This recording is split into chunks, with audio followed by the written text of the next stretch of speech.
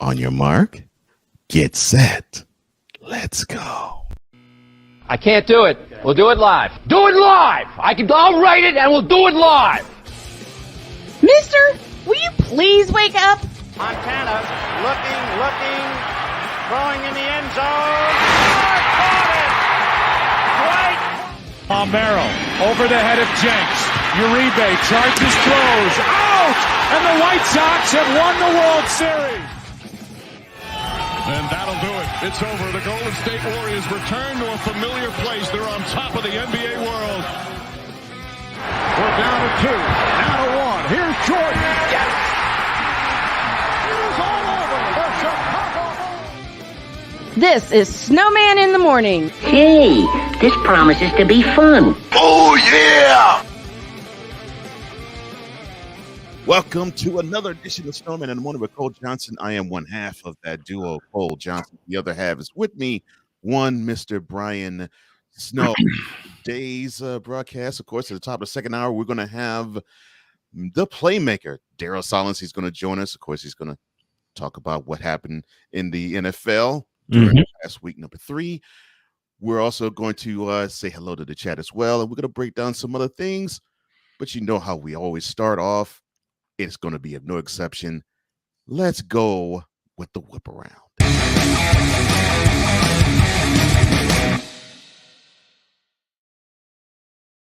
Good morning. The whip around is presented by Fanatics. Go to officialsitmorn.com/fanatics with Major League Baseball entering the playoffs and the NFL in full swing and hockey not far behind.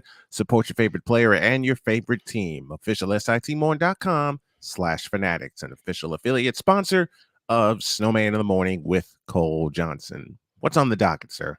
All right. Well, for those who don't know, Florida's preparing for Hurricane Ian. Well, the Gulf Coast of Florida, more specifically, which, of course, that means that's where Tampa Bay is.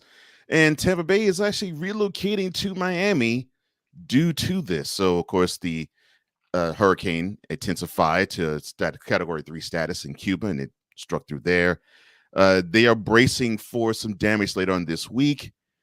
And it looks like the Bucks are going to call Miami home for a few days, if not a week. Now, this might throw a monkey wrench into the Sunday night game between the Bucks and the Chiefs, because it is scheduled to be there. Kickoff is at 8:20 at Raymond James Stadium. Now, will they have that game? Will they not? We'll find out later on in the week, but Let's just hope for everyone to be safe. Let's just pray for everyone to be safe. I'm 100% with you there. Yes, let's just pray for everybody to be safe, because a hurricane ain't nothing to play around with. I went through one while living in Greensboro, and it ain't fun. I've been through one too many, and I know it is no joke. No. So yeah, prayers to everybody in the Gulf Coast of Florida. I hope things go well with you, and I hope no damage or minimal damage happens to all of you. Seems like Pro Football Hall of Famer Brett Favre really wanted to be greedy. Now, along with getting welfare money for a volleyball arena to be built at his alma mater / daughter's college, which is Southern Mississippi, he also sought welfare money for a football facility there. Throw him under the prison. Lord have mercy, son. Throw him under the prison. Why? Bitch, are you for real? Move on. Throw him under the prison. Move on. This is so ridiculous. Goodness gracious. Wow. I'm sorry. Just it just unnerves me. Just more of this stuff that comes on. It just unnerves me even more and more, and upsets me even more and more. Brett Favre, like I said.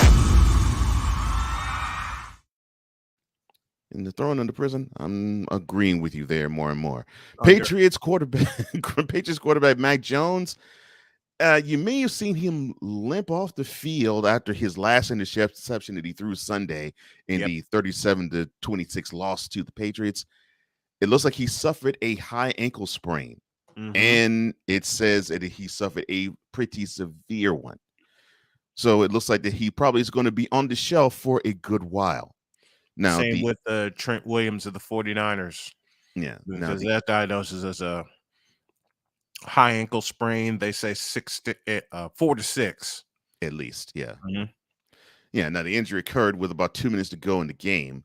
As Jones threw a deep pass, Ravens tackle Calais Campbell landed on the left ankle. Now, was that a late hit? No. It just was part of the game, and it's unfortunate. It's just unfortunate. But yes, prayers to him. I hope everything goes well. But yeah, it is. He is slated to miss at least 4, if not 6. So they're hoping that he'll come back when the Patriots face the Jets in Week 8. And I'm sorry to all my Jets fans, and I know quite a few. I hope the Patriots bury the Jets again. I'm sorry. I know shots fired. JETS just in the suffering. Wow. Brutal. The Patriots' divisional rival, the Dolphins, want to comply with the NFL Players Association with Tua Tagovailoa's concussion protocol eval that happened on Sunday. Now, he was taken out of the game before halftime of their 21-19 victory over the Bills, but he quickly came back. And normally that is, if he is taken off the field during protocol of concussion, they normally hold you back for a good while. But in this case, they said it was a little quick. They said that there is no expected timetable or timeline on how long this investigation is going to last. But they say that the Dolphins are willing to comply, and they're backtracking. The Dolphins are in the prognosis because they said it was concussion during the game, but afterwards, Tua said that it wasn't a concussion. It was something to do with his back. What a tangled web we weave, ladies and gentlemen. When we first learn to deceive. Wow. This is really sad news. Browns defensive end / outside linebacker, Myles Garrett, he was involved in a one-car accident. Now, the reports were that yesterday he was driving 60 in a 35 and that his sports car, turned over multiple times. Now, thankfully, at least in preliminary reports, was that he only suffered a broken wrist, but there was going to be even more that's going to be suffered along with it. Now, his 2021 Porsche was damaged. When you actually see the image of it, I mean, it looked like it just got totaled from the front, the back, and the sides. Yeah. Now, and unfortunately, he actually had a passenger in the car with him, and she went to the hospital. Now, they said the car veered off to the right side of the road, and then it just flipped several times before it became to a rest. And they said that this accident happened roughly a little bit before 3 p.m. yesterday, local time. Now, they say, thankfully, that alcohol and drugs were not a factor in the crash. Good. And that both Garrett and the female passenger was wearing seatbelts. Good. Yes. An accident that has some good news to it. Accident that has some damn good news to it. Real good news, yes. I love that. I do too. I love that. Miles, get well, bro. Yes. You and your female partner. Yes. Get well. Get well. Heal up. And get back on the field, but only when you're at 100%. Okay, yeah. We don't want you messing. We don't want you, and I say the same to Tua, messing around with your injuries. Don't mess around with them. No, don't mess around with them. Please, let's do this right. Yeah, and man, I can smile and say that I'm finally doing this right. What else you got? Well, okay, I thought I might throw. No, I won't. I'll end whip around here.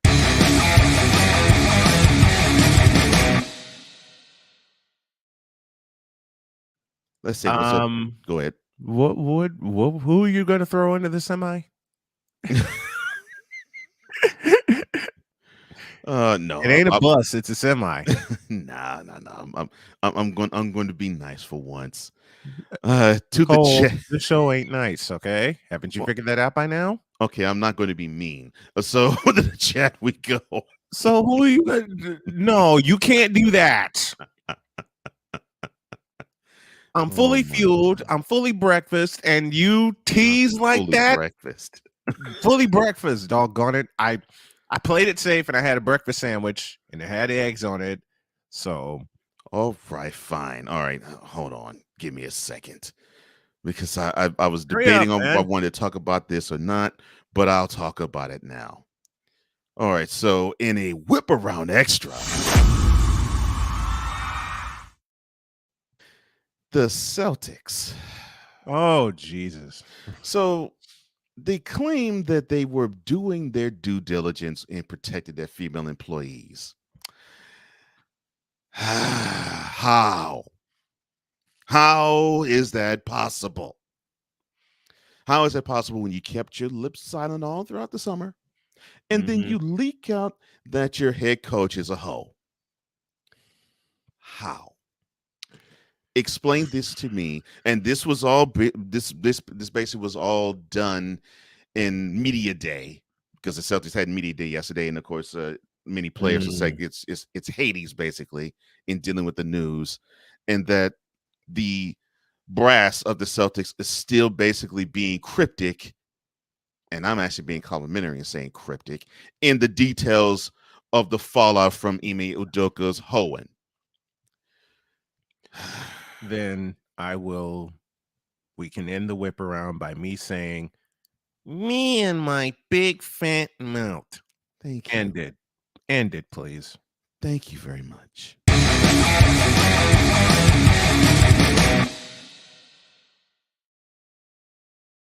Before we go to break, we go to the chat and recognize the fam.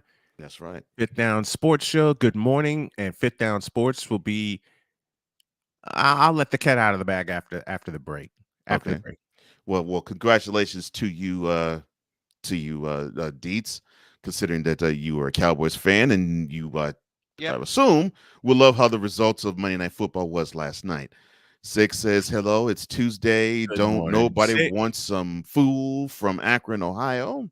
No, we don't want to hear about no fool from it. And I saw a story about him today. I don't want to really talk about it until tomorrow.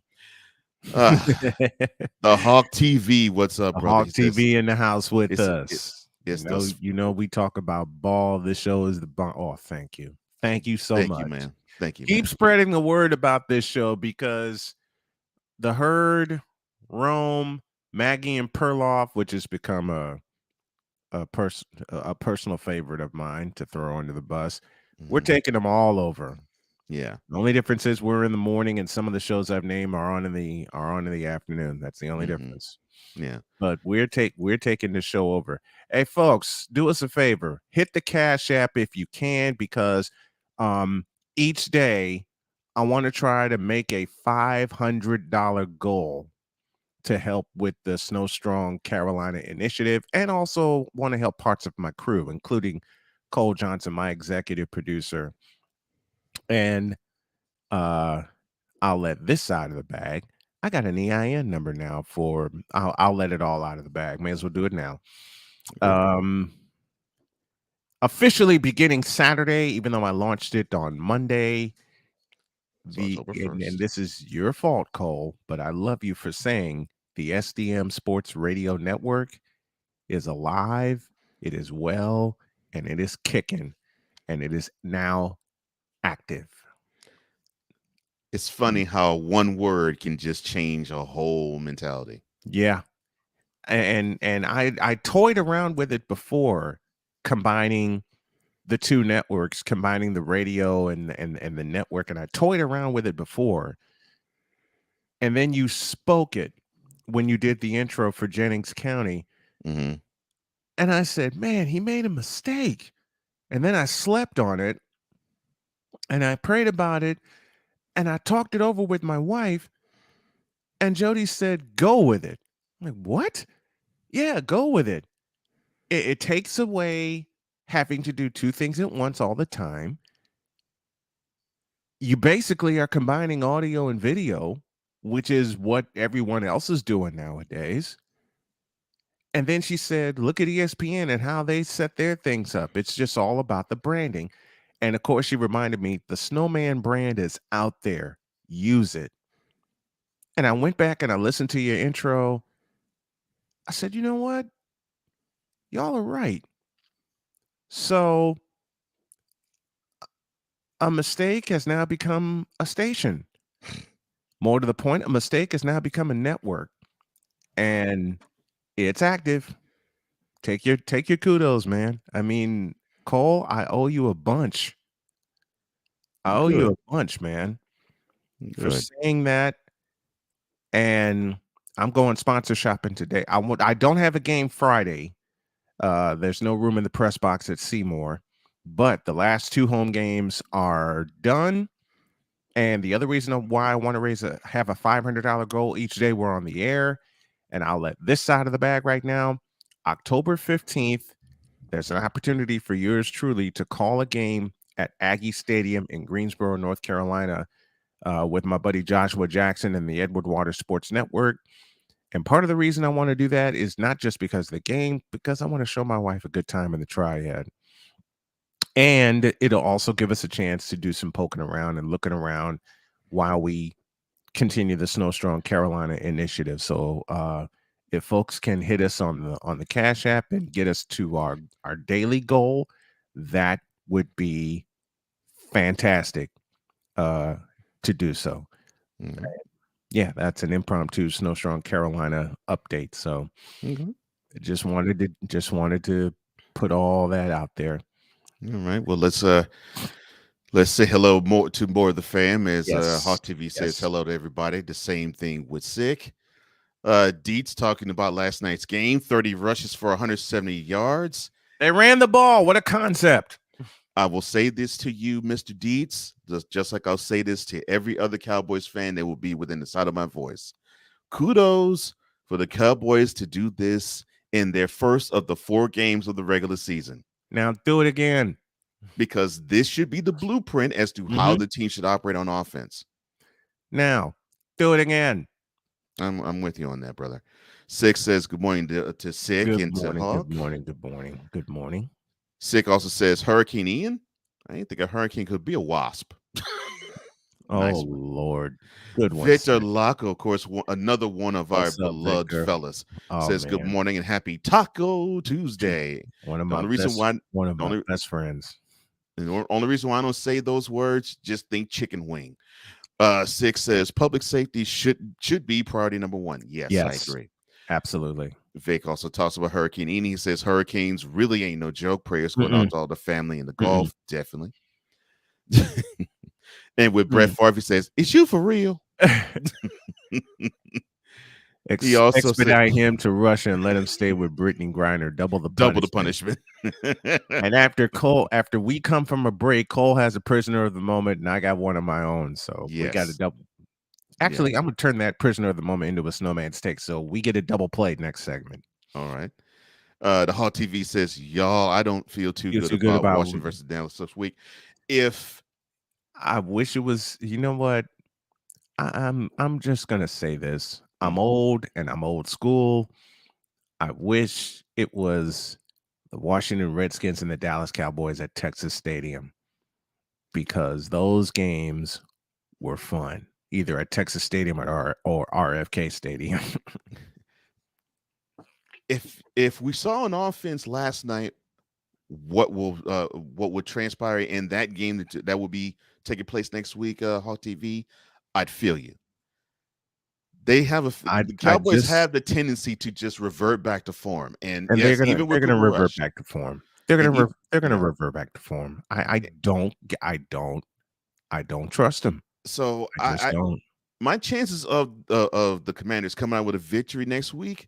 Don't say Commanders. It's the Redskins. Look, I'm sorry. I cannot bring myself to to even put I'm doing it shine as I'm on doing the it as a Washington fan. NFL franchise in any way, I'm shape, doing or it. fashion. I'm doing it as I'm doing it as a fan. That's all. I'm doing it as a fan because when Dad and I first got into football, it was the Washington Redskins. We're overdue for a break, so we're gonna show some love to the chat when we come back. And Cole has a prisoner of the moment, and I got a Snowman's take.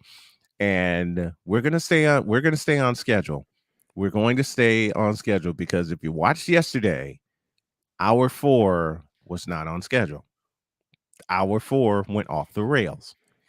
And I think that's probably going to be what we do from now on. Let's take a break. We'll come back. We'll show some love to the chat. And then we have a prisoner of the moment. With Cole, this is Brian. This is Snowman in the Morning with Cole Johnson. Back in a flash.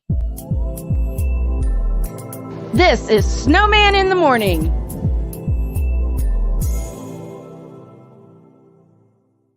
Hey everybody, Snowman here. I have a way for you to support our humble little morning show and support your favorite team and or player at the same time. All you have to do is go to officialsitmorn.com/fanatics. That's right, officialsitmorn.com/fanatics. With the NFL on the way, as well as Major League Baseball heading into its playoff stage, you can support your favorite player and or team, and you can also support this morning show, as Fanatics is an affiliate sponsor of Snowman in the Morning with Cole Johnson. Just head on over to officialsitmorn.com/fanatics and you can support your favorite team and or player. Fanatics, where sports fans shop. And when you go there, tell them Snowman sent you. Thanks.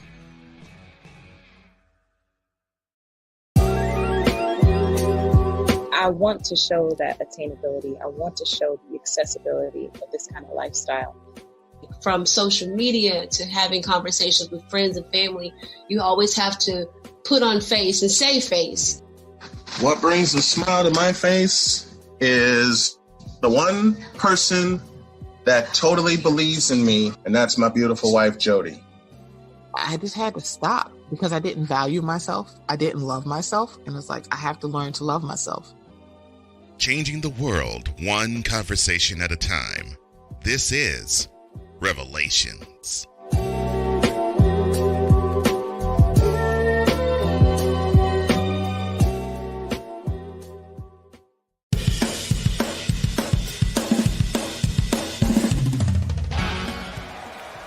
For Steph Curry, Tim Anderson, Jordan Alvarez. And it's caught! Debo Samuel with the catch. Michael Jordan can sense. The throw just got the king. BS3 Network. The hottest of hot takes. The coldest of cold hard facts. This is Snowman in the Morning with Cole Johnson. Weekdays at 8 a.m. Eastern. Check your local listings for your viewing and listening pleasure. Discouragement, sorrow, distance. Your arguments cause damage to your family. The hurt leads to divorce. You feel like there is nowhere else to turn. But there is hope for you. That's where we come into play. There is an overcomer that lives inside of you. One ready to take on the world as you leap for joy, living in victory. You'll grow to love yourself and others. There's life after divorce, and you can claim it today. Get Over Divorce, where your new story begins here every Thursday on YouTube and Spreaker. 'Cause we take this job so serious. What in the all types of blue hell? This is Snowman in the Morning with Cole Johnson.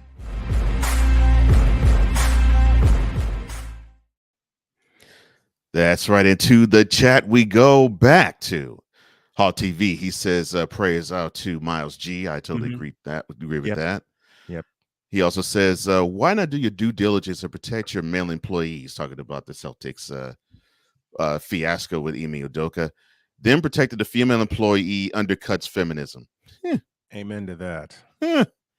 Drop that mic, Hawk TV. Amen brother. to that. There's a mic drop moment for you. Victor Locke says, could Udoka be considered an honest hoe? Now, of course, that's a reference to, I'm an honest hoe. to Harlem All my Nights. hoes is honest. Reference to Harlem Nights. Delary saying it. One of the greatest movies ever. I agree. All right. And Box office smash. And then he extends the question out to everybody. Good morning, crew. Quick question. Can Udoka be considered an honest hoe? You know that's your next clip that you have to find now. Mm-hmm. Ryan McCarthy, what's up? And always join Ryan him. McCarthy, what's up? Every Monday at the hour at the bottom of our number one. Hour one, yeah. And he also does No Credentials Required. Brilliant Mind in Sports. Fabulous. He says, good morning, gentlemen, and good morning to everyone watching and listening. It's Tuesday. And of course, Sig gets the tip of the cup to V-Lot. He said, you're just in time. Uh-oh. V-Lot says hello, everybody, and same thing with Sick. D. Scott, how you doing, brother? It's good D. to see Scott you in the house. He also goes on to say, let me drag my New York in here and sit in the corner. Oh no. Gracious. Look, I gotta give it up to you, Oh, Giants. stop. They fought valiantly, and then Danny Penny had to throw a pick at the end. Six says, D. Scott, don't forget to hang your head in shame. He sounds like Victor saying that. Hang your head in shame. And speaking of Victor, he says, oh, we got a new soundbite now. Oh no. We got a new soundbite now. Thank you, Victor. Thank you, Victor. Each one of us, Victor included, hang your head in shame. Oh my! Don't be surprised if that turns into a segment here, since we've extended the show. I'm currently purging myself behind the curtain. No, you're not. You can't. You can't. D-Lock, who of course is a Cowboys fan, he says, "I'm very happy that them boys won. My only worry is that Cowboys fan will run away with it." My worry is one Cowboy fan in particular. Look, will run away with it. I get the feel. Look, Dak Prescott's called his shot. He says he wants to come back week 5.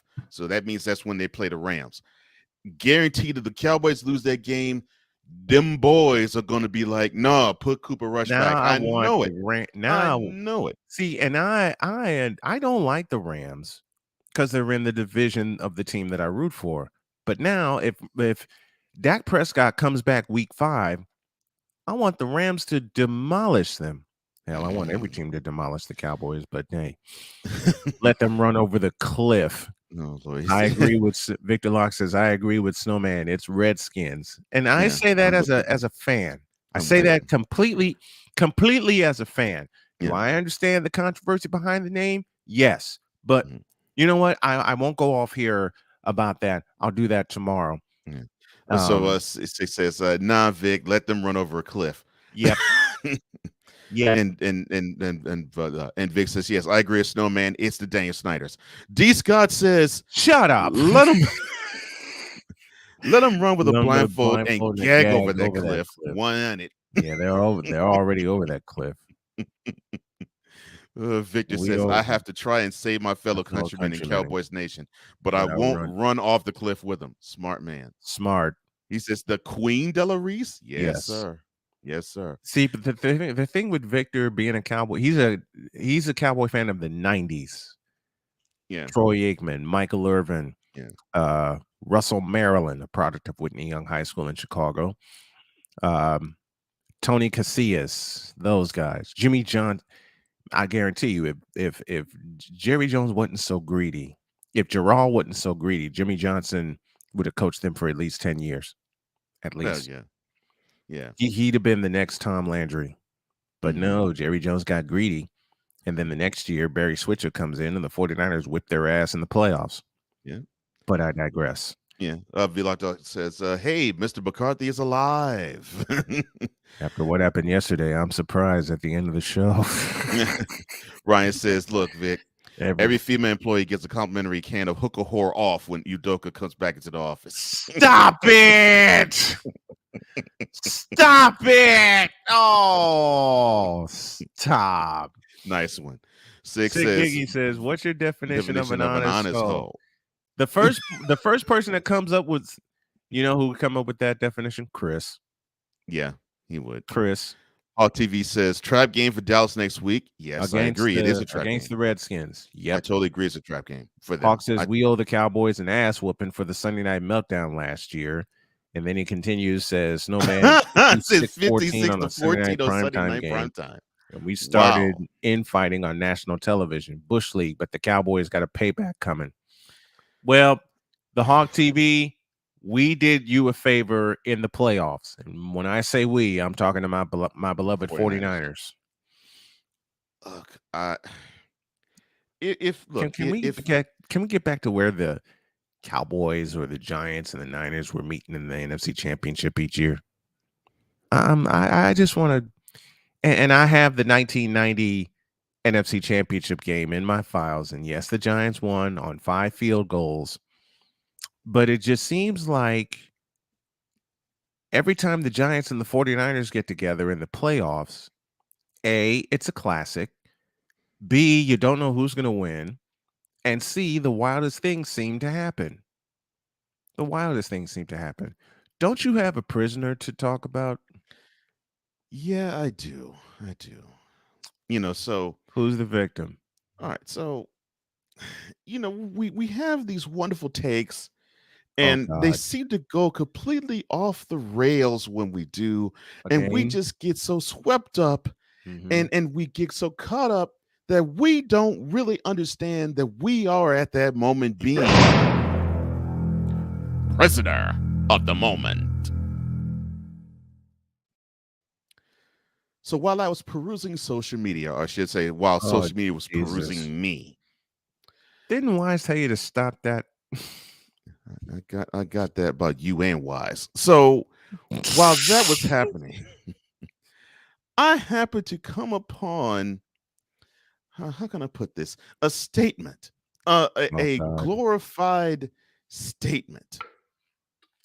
One where it was a declarative of Josh Allen and Lamar Jackson. And the statement went as follows.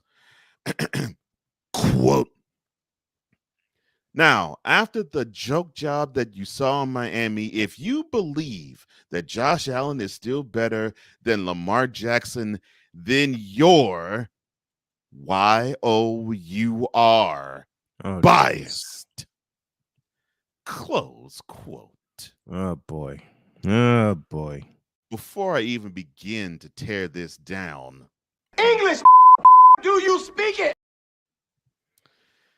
And I will wait for further.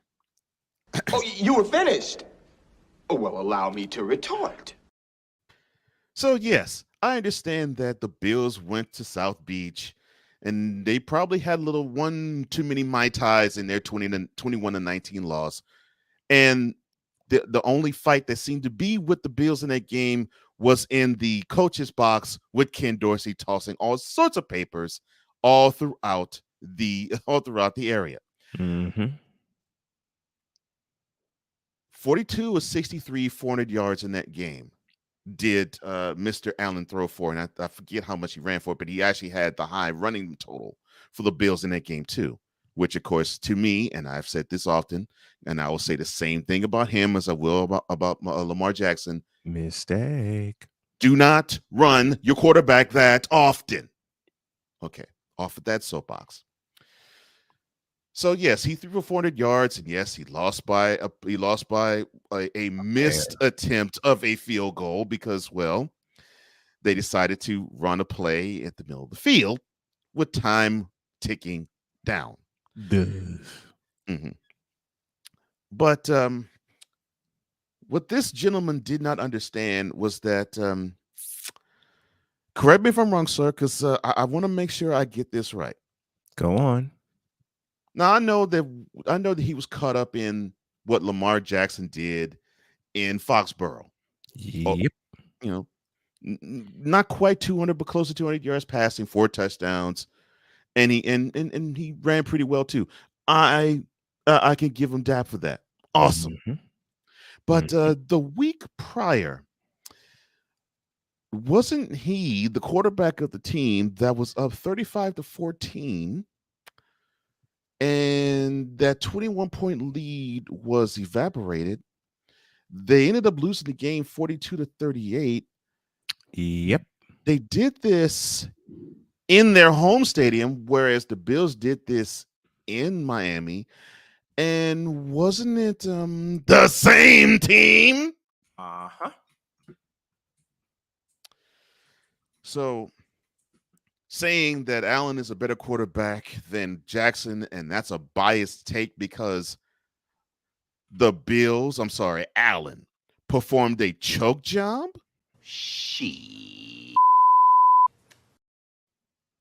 Mm. A choke job. Have a Coke and a smile and shut up. Mm-hmm. A choke job. A choke job. You for real? So you won't assign Lamar Jackson with that choke job label because he came from ahead to lose, but you'll assign Mr. Josh Allen that choke job. He didn't come from ahead to lose per se, because it was a nip and tuck game all throughout that contest. That it was. That it was. Or is it because with Lamar Jackson, it was he ran for 100 yards and threw for 300 in that game where his team choked away that 21-point lead. And Josh Allen, who didn't choke away a big time lead, just couldn't hold the advantage they had. Okay. That was actually a good game. Yeah, it was actually a good game, and the better team won, although the Bills had their opportunities and they flubbed them. Yep.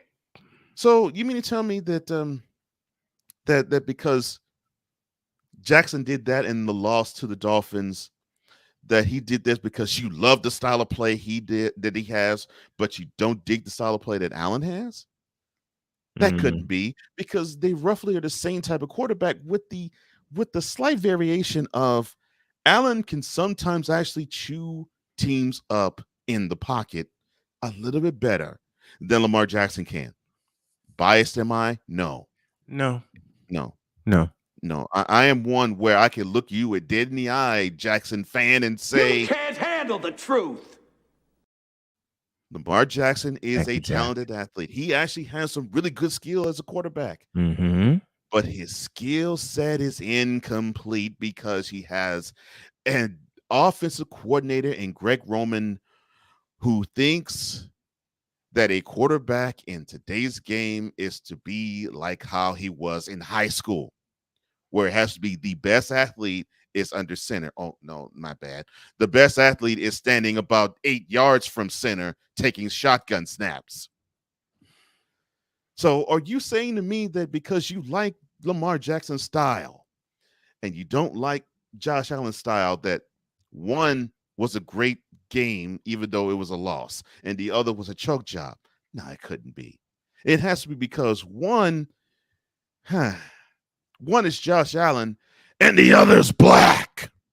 Damn! Bang. Look, don't get caught up in the moment.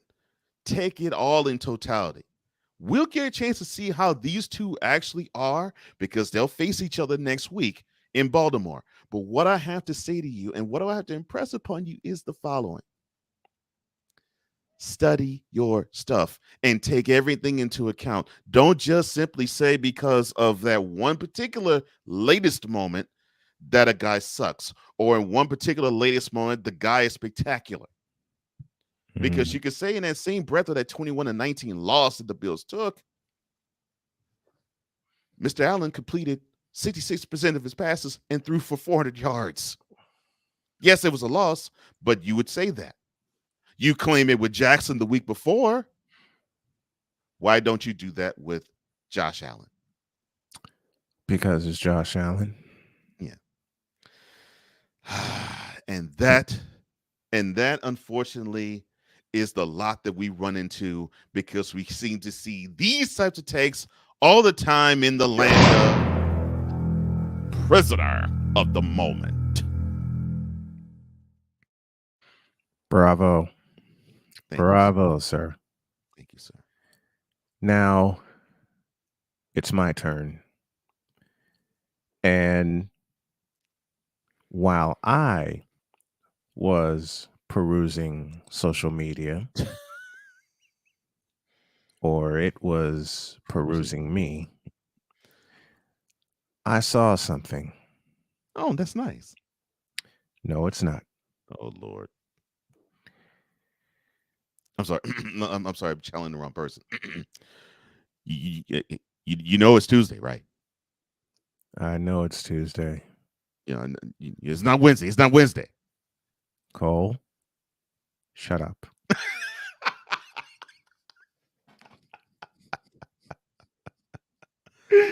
I just want to let you know it's not Wednesday. Shut up.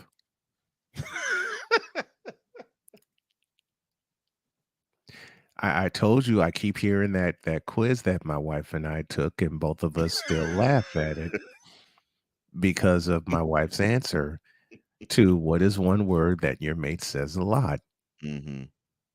It's this. Yeah, it's mm-hmm. Mm-hmm. I know it's not Wednesday. I know it's not the proper day. But after what I read, oh Lord have mercy, I must. In a world where partial greatness is celebrated and total greatness is shunned, there stands to be a figure on the lips of those who love him and those who hate him. The inane comparisons to Michael Jordan and Kobe Bryant continue and has existed since 2003. There is no end in sight, for the battle between those who unconditionally love and unconditionally hate him wages on. These are their stories. Welcome to the Bronzexual Confessions. What I ever do to you? What I ever do to you? Shut up. All right, fine. I know I'm supposed to do this on a Wednesday, but hey, I might as well do it now. Thank you. Oh Lord. Patrick Constantine. I'm going to call him out by name. Lord have mercy. You damn skippy I am. Patrick Constantine opined the following. Oh Lord have mercy. He opined, quote, LeBron King James should have won 10 MVPs in a row. The media is haters, just like this group. Close quote. The media is haters, huh? English, do you speak it? Lord have mercy. So what else did this fool say? Other than the media is haters.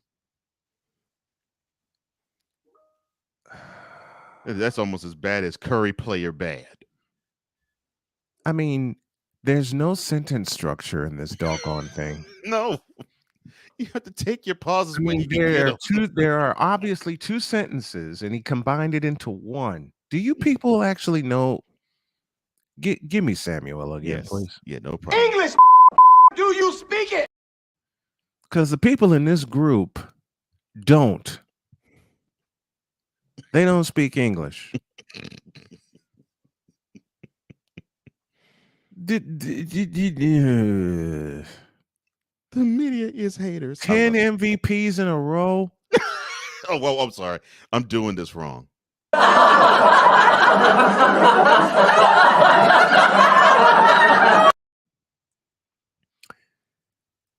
10 MVPs in a row.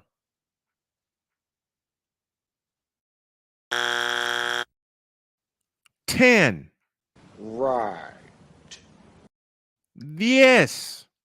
Bitch, are you for real? 5 plus 5. Cocaine's a hell of a drug. Most valuable player. Euphoria. In succession. Euphoria. The media is haters. Euphoria. The media is haters. Euphoria. And I haven't begun to cook yet. And that's what I'm afraid of. Now, I counter Patrick Constantine by saying LeBron shouldn't have won any MVPs. Oh, so you were doing this to him? Oh, you were finished. Oh, well, allow me to retort. Uh-huh. LeBron did not deserve any MVPs. You said any. Any. Not a one. Not a one. Damn! Meanwhile, there's a fellow in San Francisco, California, who got robbed of 2 more MVPs. 3 make it.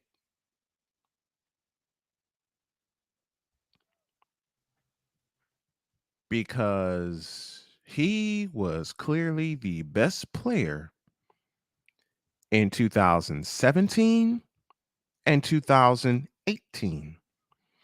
Now, I know he had a superior teammate in Kevin Durant on his squad, and that cancels each other out, as my partner explained it to me, while steam was coming out of my ears when they announced that Russell Westbrook and James Softon won Most Valuable Player honors for those 2 years.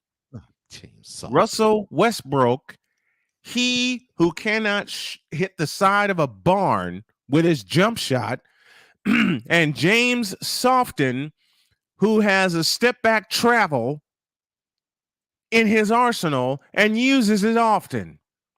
Bitch, are you for real? Let me explain something to you, Patrick Constantine, and I'll put it in the form of a question. What has LeBron James done to change the league? What? What has LeBron James done to leave an impact on the league? What? What has LeBron James done to leave an impact on the players that, quote, LeBron says, are beneath him? Forgot about that little quote, didn't you? I will not cuss. I will not cuss. I will not cuss. I will not cuss. I will not swear. I will not swear. I will not cuss. I will not cuss. I will not cuss. I will not cuss. God, I swear my partner knows me very well. Even though the Warriors had a super team in 2017 and 2018, Steph should have been MVP for those 2 years. They gave it to James Softon and Russell Westbrook because they were the most popular players. Westbrook in 2017 because he averaged a triple-double for the season. What happened to his team in the playoffs? 5 games, bounced in the first round. To the Rockets. And 2018 with James Softon being named most valuable player. What happened to the Rockets? Break 27 straight threes in a game 7 in the Western Conference Finals, loss to the eventual champion Warriors. Mm-hmm. 27 brick threes on the. I'm sorry, my bad. Go ahead. Well, I'll give you the floor in a minute. Almost 5 years later, I'm still hot about that crap, but I'm sorry. As well you should be. As well you should be. I just love the old school Rockets in the Summit. But the only one. That's a discussion for another time. Well,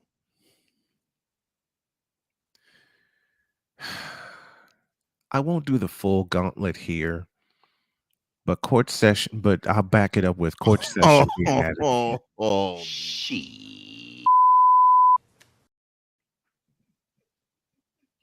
No, I'll save the gauntlet for tomorrow.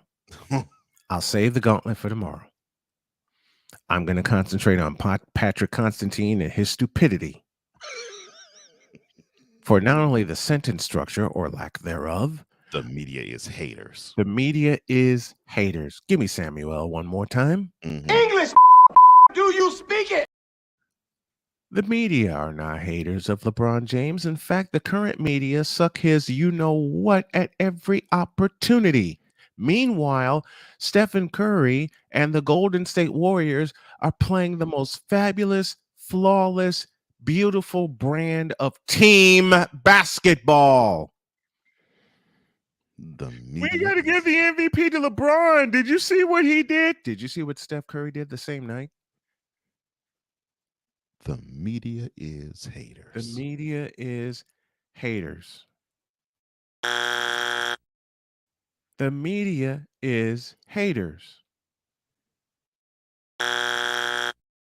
One more time for those of you at the summit in the upper deck with the orange and yellow seats.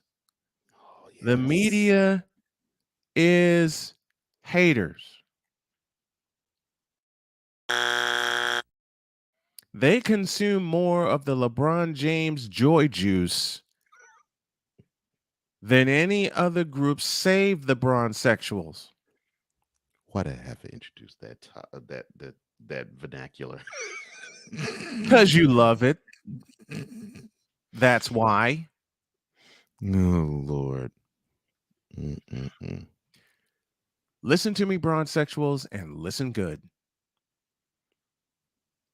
Y'all can't see the forest from the trees because you got so much joy juice in your eye. It's crusted. Damn! You have so much joy juice dripping out the side of your mouth that you can't talk correctly. Damn! You have so much joy juice dripping down the front end of your suit that every time you go to ask a question in press conferences, you are enthralled by what he has on, including what he had in game one of the after game one of the 2018 NBA Finals, which is a suit containing shorts. Bitch, please. The media is not haters. Y'all are just stupid. Just plain stupid. Because LeBron James is the most mediocre player that I've seen grace the NBA in 25 years. Mediocre. Let me syllabicate that out for you guys. Mediocre.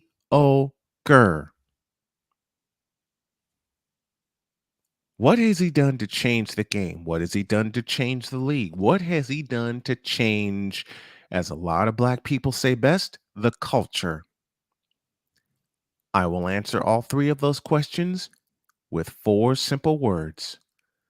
Not a damn thing. Get out my face, you thirsty bitches.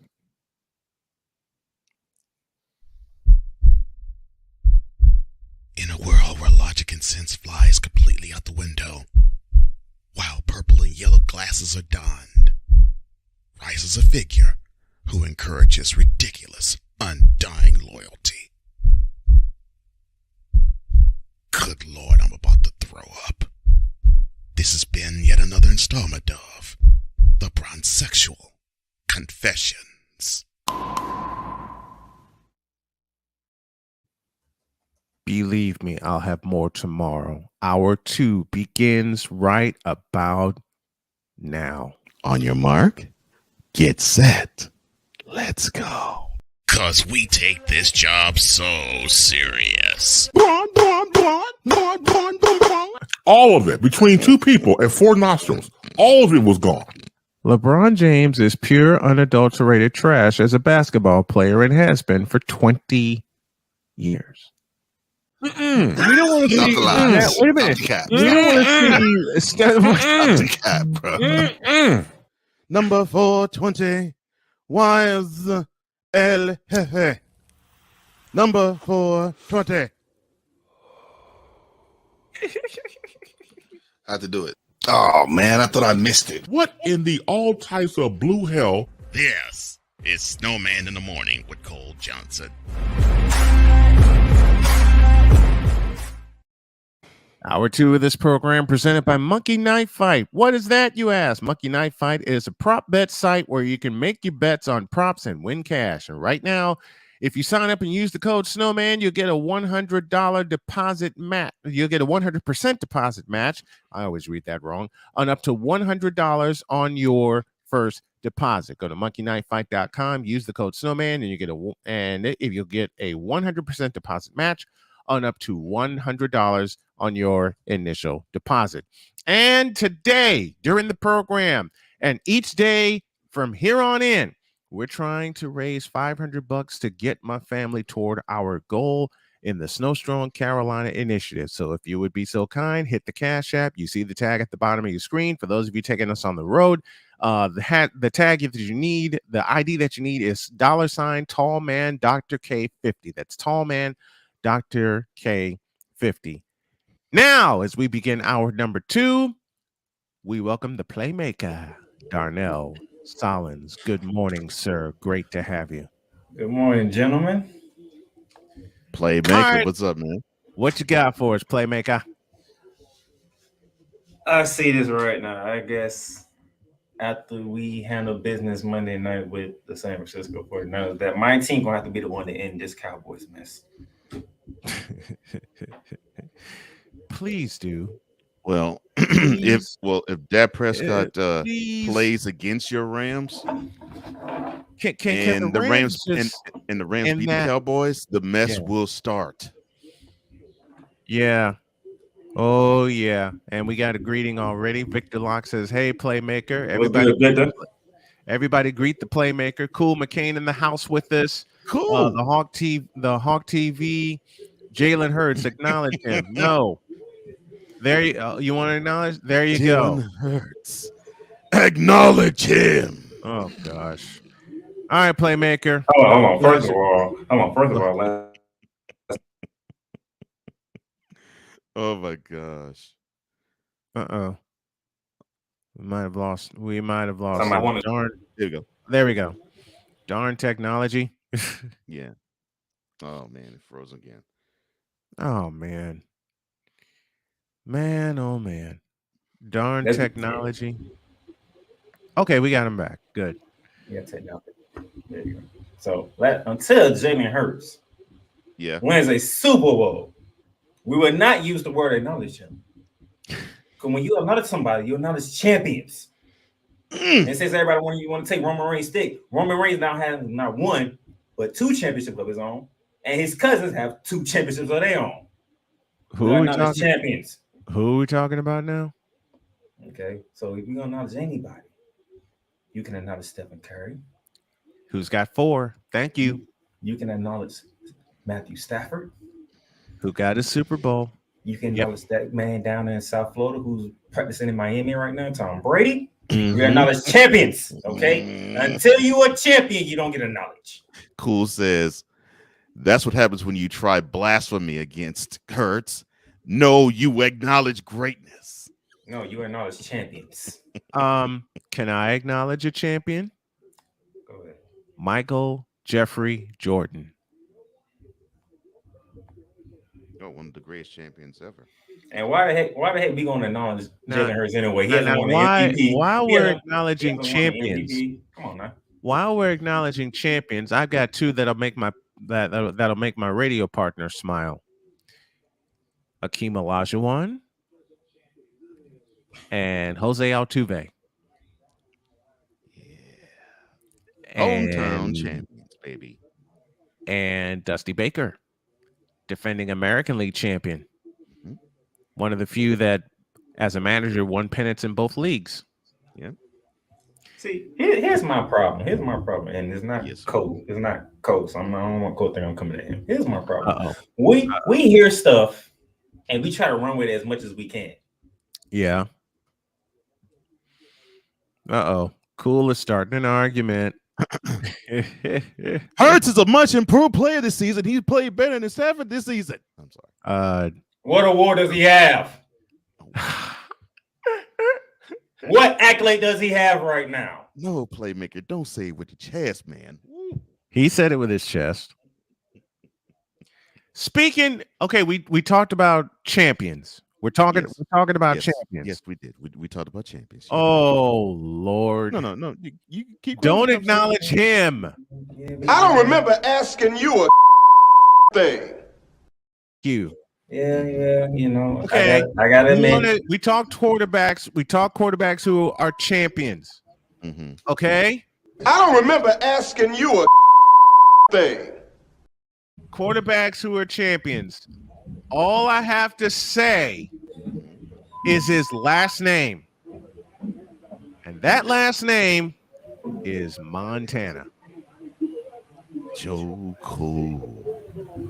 All I have to say is Montana. Such the champion, he was flawless, not only in not losing a championship, but in not making a mistake in them games. That's why when I did my list a couple of weeks ago, and I will reprise it tomorrow, I acknowledged Mr. Montana as the greatest quarterback to ever play. I know I had a 1 and a 1A between he and Unitas, but I was born in 1972, and by that time, Unitas was already gone. So I'm going off of what I've seen. And that is Joe Montana.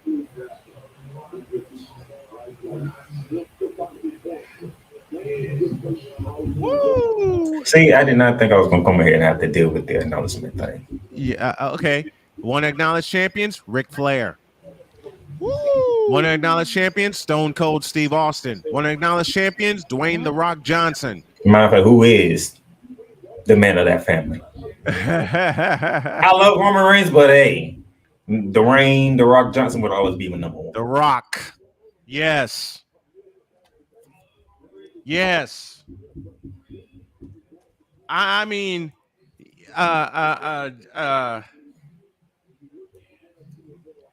let's see. When we talk about champions, Robert Ory, Mr. Big Shot, who never lost a championship and has the same amount of rings as Tom Brady. Him. Tim Duncan.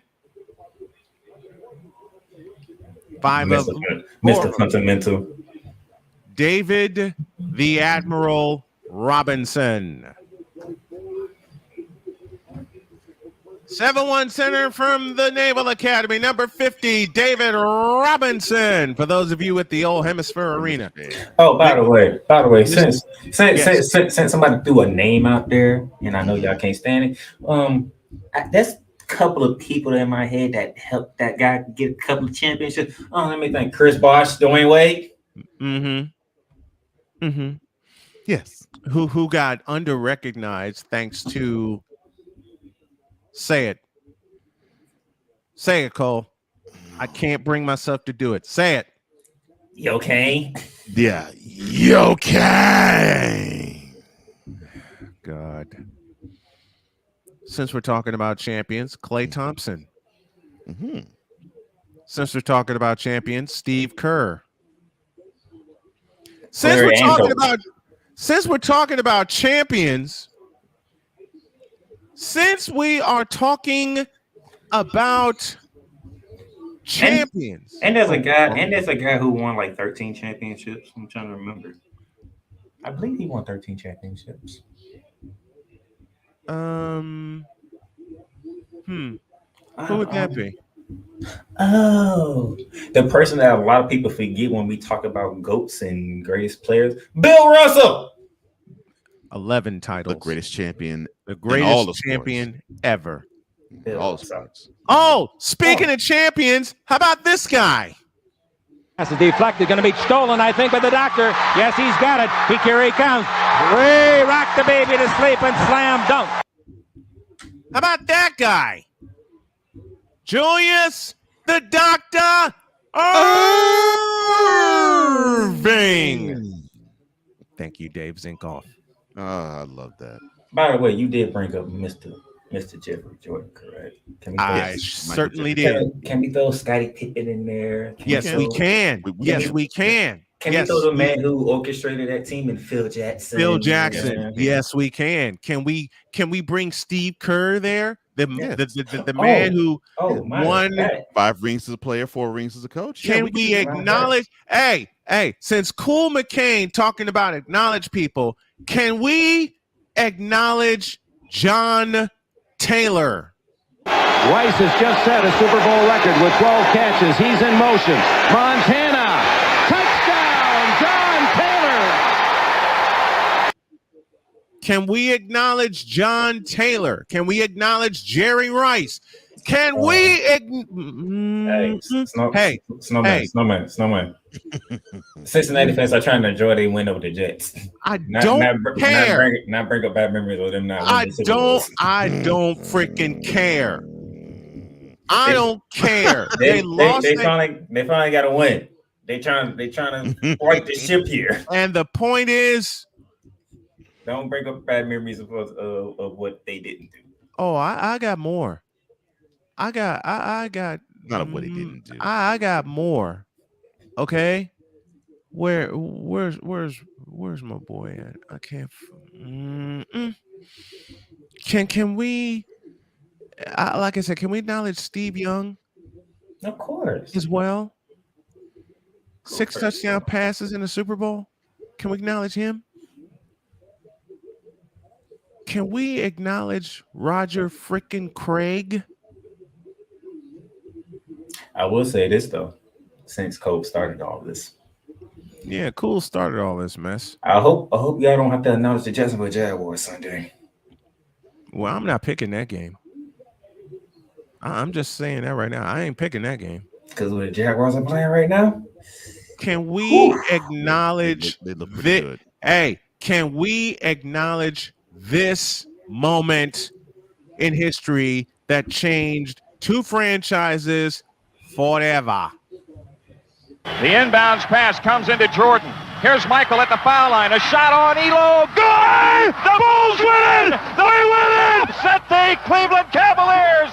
Michael Jordan hits it at the foul line. 101-100. You should have kept that in the chamber. Because I don't think you actually opened the door for most of it you don't want. Because now, in the immortal words of the legendary Dwayne "The Rock" Johnson, just bring it, bitch. Because, yeah, it changed the franchise forever until that guy ended up coming. It didn't even change when he showed up. You know what the legend of the Cleveland Cavaliers is? Craig Elo.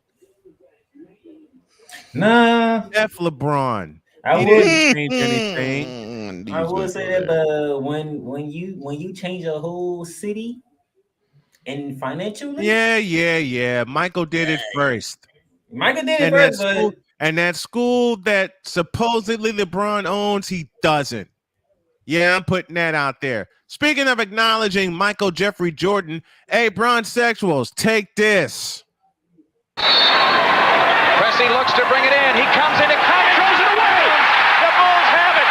Here comes Michael Jordan on the drive. 5 seconds. Jordan on the drive, right of the lane. 18-footer.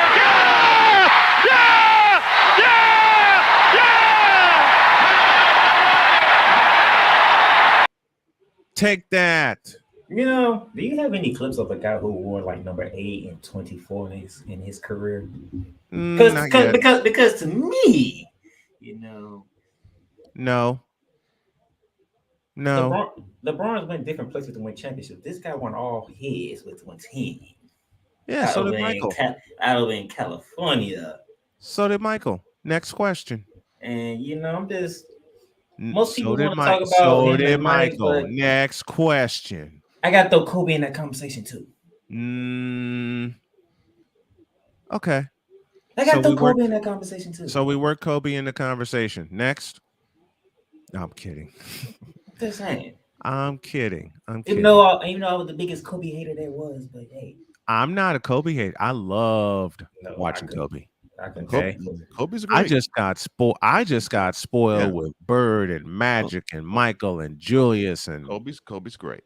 Unfortunately for him, at least in my opinion, I saw him before. Mm-hmm. I love Kobe, but I saw him before. Yep. And it's unfortunate.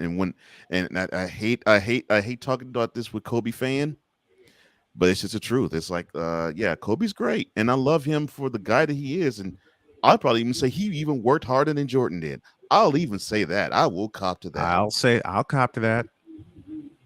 Okay, but Jordan came. But Jordan came first. We get it. That's the only knock of Kobe. Jordan came first. He incessantly worked to be everything that Jordan and I got a statement for Braun sexuals. Listen, Braun is chasing a ghost. He's chasing the fellow who originated wearing number 23. Okay? He's chasing the guy that did everything before him and is still doing it after him. This is what happens when you don't choke against the Dallas Mavericks. Thank you. Oh, no. Oh, yeah. There's a game I'm going to load, but I'm going to move to you know what? Listen, to be honest, let me talk to the Bronze. Let me talk to the Bronze. I like to start ish. I like to start ish. I know. Trust me, I know. Yes. Cox, Lane Johnson, Zach Ertz, Nick Foles, Jason Kelce. Okay, now we're talking. Long list of Eagles. Now we're talking. You're talking champions now from the Eagles. You're talking champions. Okay, let me do this. Thomas Edward Patrick. Shut up. I don't want to hear that name. I'm sorry. I'm sorry. I'm about to do this right in the middle of the clip. No, you're not. No, you're not. That's what I needed right there. 25 seconds in regulation. Game tied at 86. 4-second differential between the 24-second clock and the game clock. It is Michael Jordan time. Scottie Pippen looking for Michael Jordan. Checks the clock. 5 on the 24. Here's Jordan. Did not have the shot. 5 seconds remaining in the fourth quarter. The Jazz take a timeout.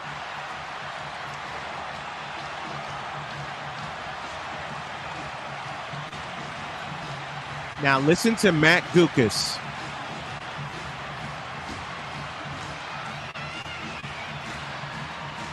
Well, the question was, would they come double Michael Jordan?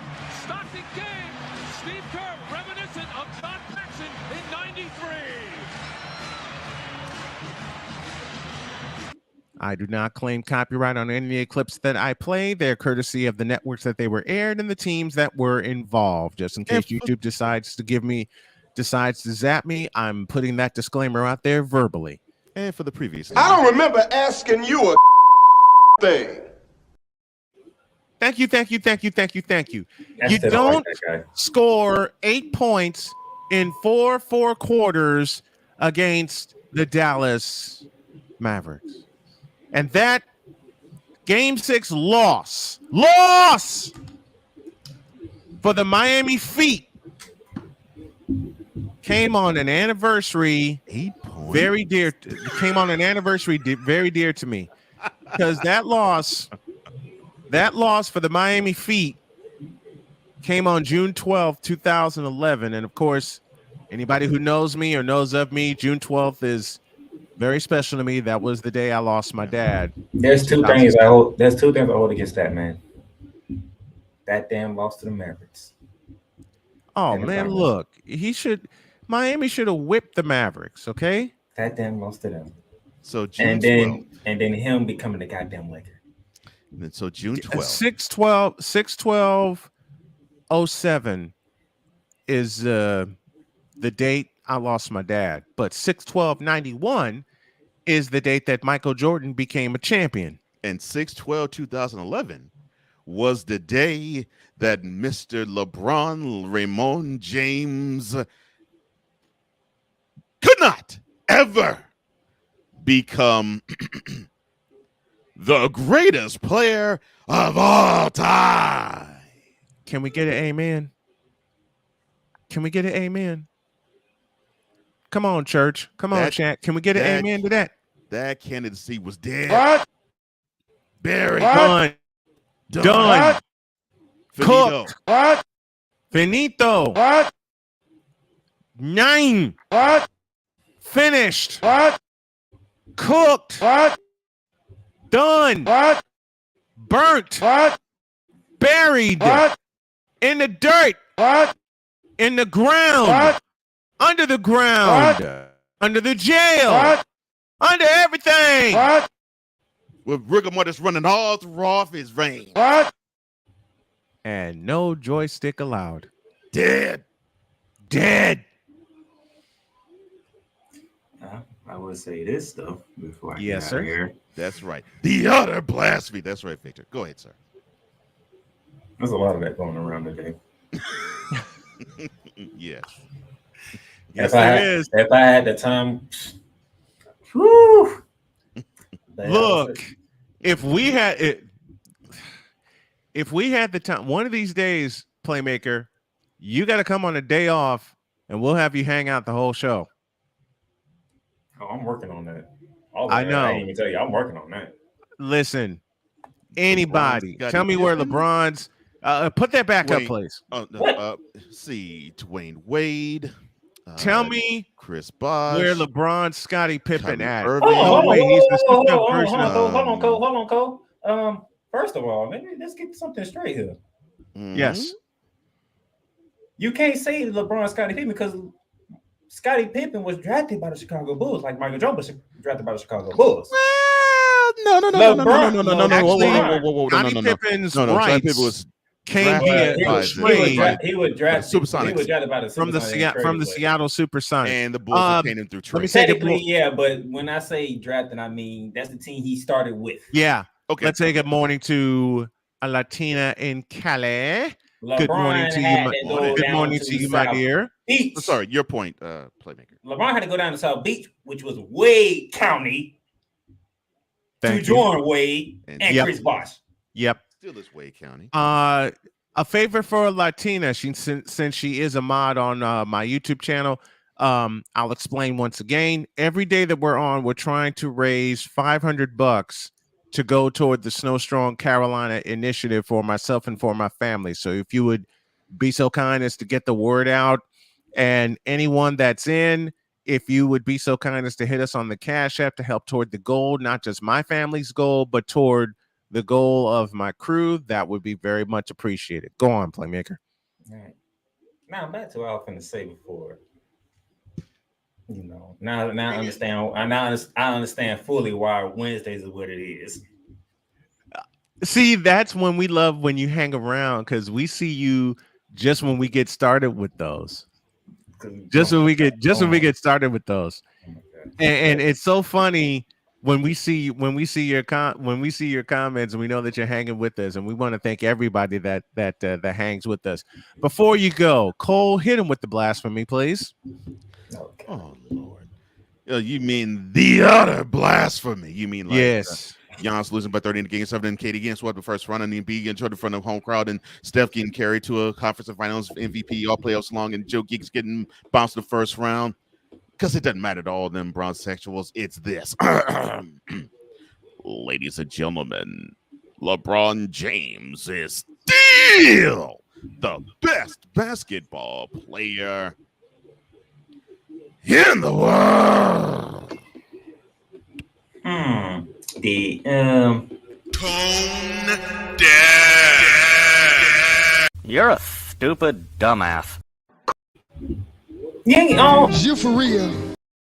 Cocaine's a hell of a drug. Bitch, are you for real? Right.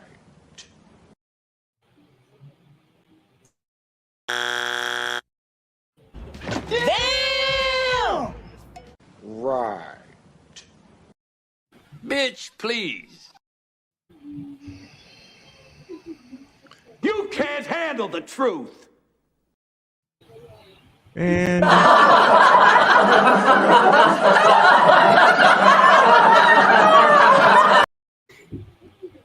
whack. If he's still the best player in the world, then why does a network that most people think loves LeBron James so much didn't have him number one going into the season? Because matter of fact, he wasn't even in the top 5 in that list.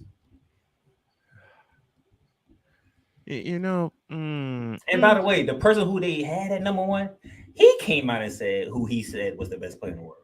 And you know who he said was the best player in the world? That would be the guy who won championship and won Finals MVP.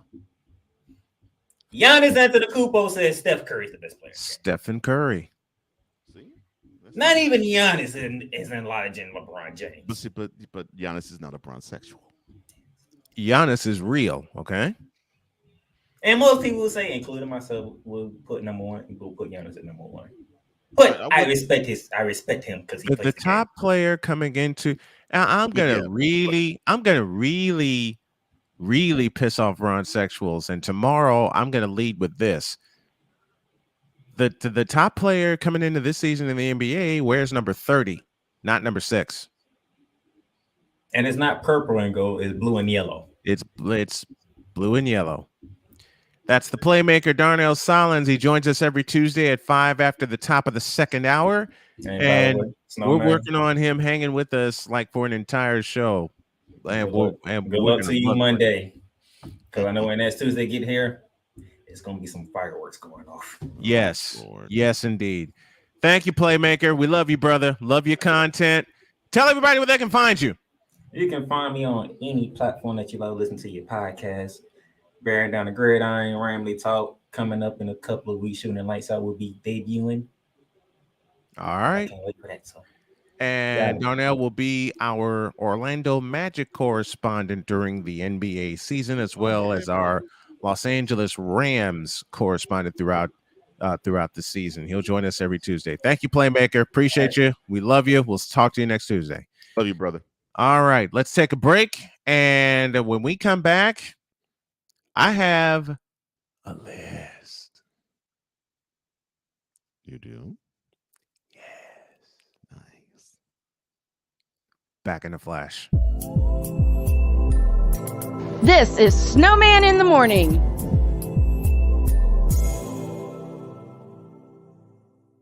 Have you had a chance to visit the Snowman in the Morning shop yet? You haven't? Then what are you waiting for? Go to officialsitmorning.com, check out the shop when you type in the word shop, and you'll see things like, a coffee mug that's available, a sweatshirt, a t-shirt, and a whole lot more. And while you're buying items from the Snowman in the Morning shop, you can support the Snow Strong Carolina mission. We got a lot to do and a short time to get there. Go to officialsitmorning.com/shop, check out all of the gear, and wear the same gear that the crew wears. And when you're doing that, tell them Snowman sent you.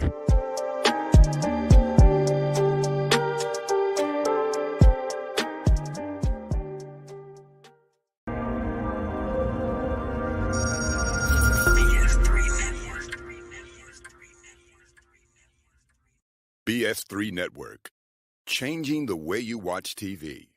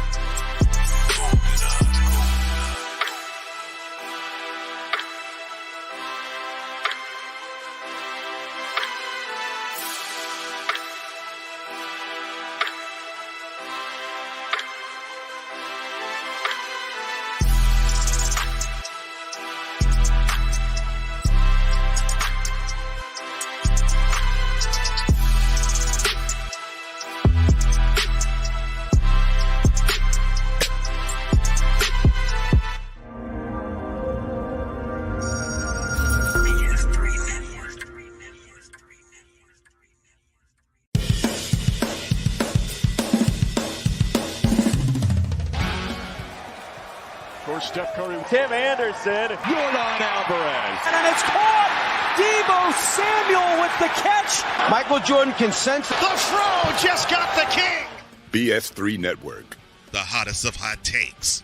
The coldest of cold hard facts. This is Snowman in the Morning with Cole Johnson. Weekdays at 8 a.m. Eastern. Check your local listings for your viewing and listening pleasure. Hey everybody, Snowman here, and thanks for listening to this episode of Snowman in the Morning with Cole Johnson. Want to tell you about a little thing we like to call Monkey Knife Fight. Wait, what? What in the world is that, you may ask? Well, Monkey Knife Fight is a daily fantasy site where you can play your favorite games, support your favorite players, and make money at the same time. And right now, if you go to monkeyknifefight.com and use the code Snowman, you will get a 100% deposit match on up to $100 on your initial deposit. Go to monkeyknifefight.com and use the code Snowman for an up to 100% deposit on your first deposit of up to $100. Thanks, and tell them Snowman sent you.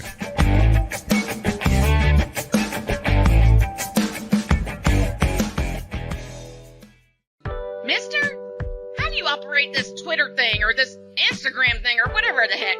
You're supposed to know all this stuff. Anyway, welcome back to the show. On Instagram, Twitch, TikTok, and on Twitter. It is official SIT Morn. That's official SIT Morn. Back at it here, Snowman in the Morning with Cole Johnson and Brian Snow joining me here. And now, you talk to the chat, and I'll get my list ready here. Okay, all right. Now, let me see. Where should I start? All right, I'll start here. Cool. Basically saying I love to start ish. Yep. Vic says, hey, Drew, here's a story of a man named Brady. Oh, God. He also says that he's a massive Kobe fan. Vic also says, let me channel my inner Lawrence Tanner. Kobe Bryant. He also says, "Oh, I remember talking about the end of Game 6 in '97 NBA Finals with his father and aunt, Steve Kerr, reminiscent of John Paxson in '93." Thank you, Matt Gukas. Ryan McCarthy says Jordan played decoy and the Jazz got sucked into it. Brilliant play. Well, see, and what did Michael say to Steve Kerr? What did he say to him? He said, "All right, I'm gonna have the ball, and I'm gonna dribble to this spot. If Stock decides to double, ... and Kerr picked it up, I'll be ready." Mm-hmm. And what made it also brilliant was that Jordan got to that spot, and he actually took the ball unassisted to the hole almost every time, setting that play up. Talk about basketball IQ. That, my friend, is basketball IQ at its finest. Which LeBron James does not have. Mm-hmm. And Hard TV says LeBron, basically talking about that play, does it all the time. He also turns the ball over all the time, the most in the history of the NBA. LeBron's a turnover machine. That's a bull in a china shop that walks all the time. Yeah. Can I get a witness? Yes. Yeah. LeBron. Can I get a witness on that? Yes. LeBron is the most turnover prone athlete in all the world when it comes to basketball. Okay. So we don't acknowledge Barry Sanders, Charles Barkley, F. Carmelo Anthony. Take him off that list. Carmelo Anthony will never win the championship. He'll never reach. Oh, he reached the conference final with Denver. So, he did. So yeah, Hawk. Who cares? Said what was blonde Scottie Pippen at? Oh, well, let's see. Dwayne Wade, Chris Bosh, Kevin Love, Kyrie Irving, Anthony Davis. And Anthony Davis should have been the unanimous MVP in 2020. Shall I go on and on and on? Because if you think he did not play with someone who was the equivalent of Scottie Pippen, Victor Locke says it best for me, the utter blasphemy. Mm-hmm. All right. Without top 75 player, well, okay, well, that might be true because Kyrie didn't make it because I've been the closest candidate to it. But hey, there you go. Kyrie sucks. I'm ready. All right. Oh, before you do, let's say hello to one. Good Miss morning, Tricia Trisha. Good morning morning to you, and of course, good morning to you, Latina. It's great to see you as always. Once again. All right, you're ready. I am ready. All right. Well, if you're ready, here we go.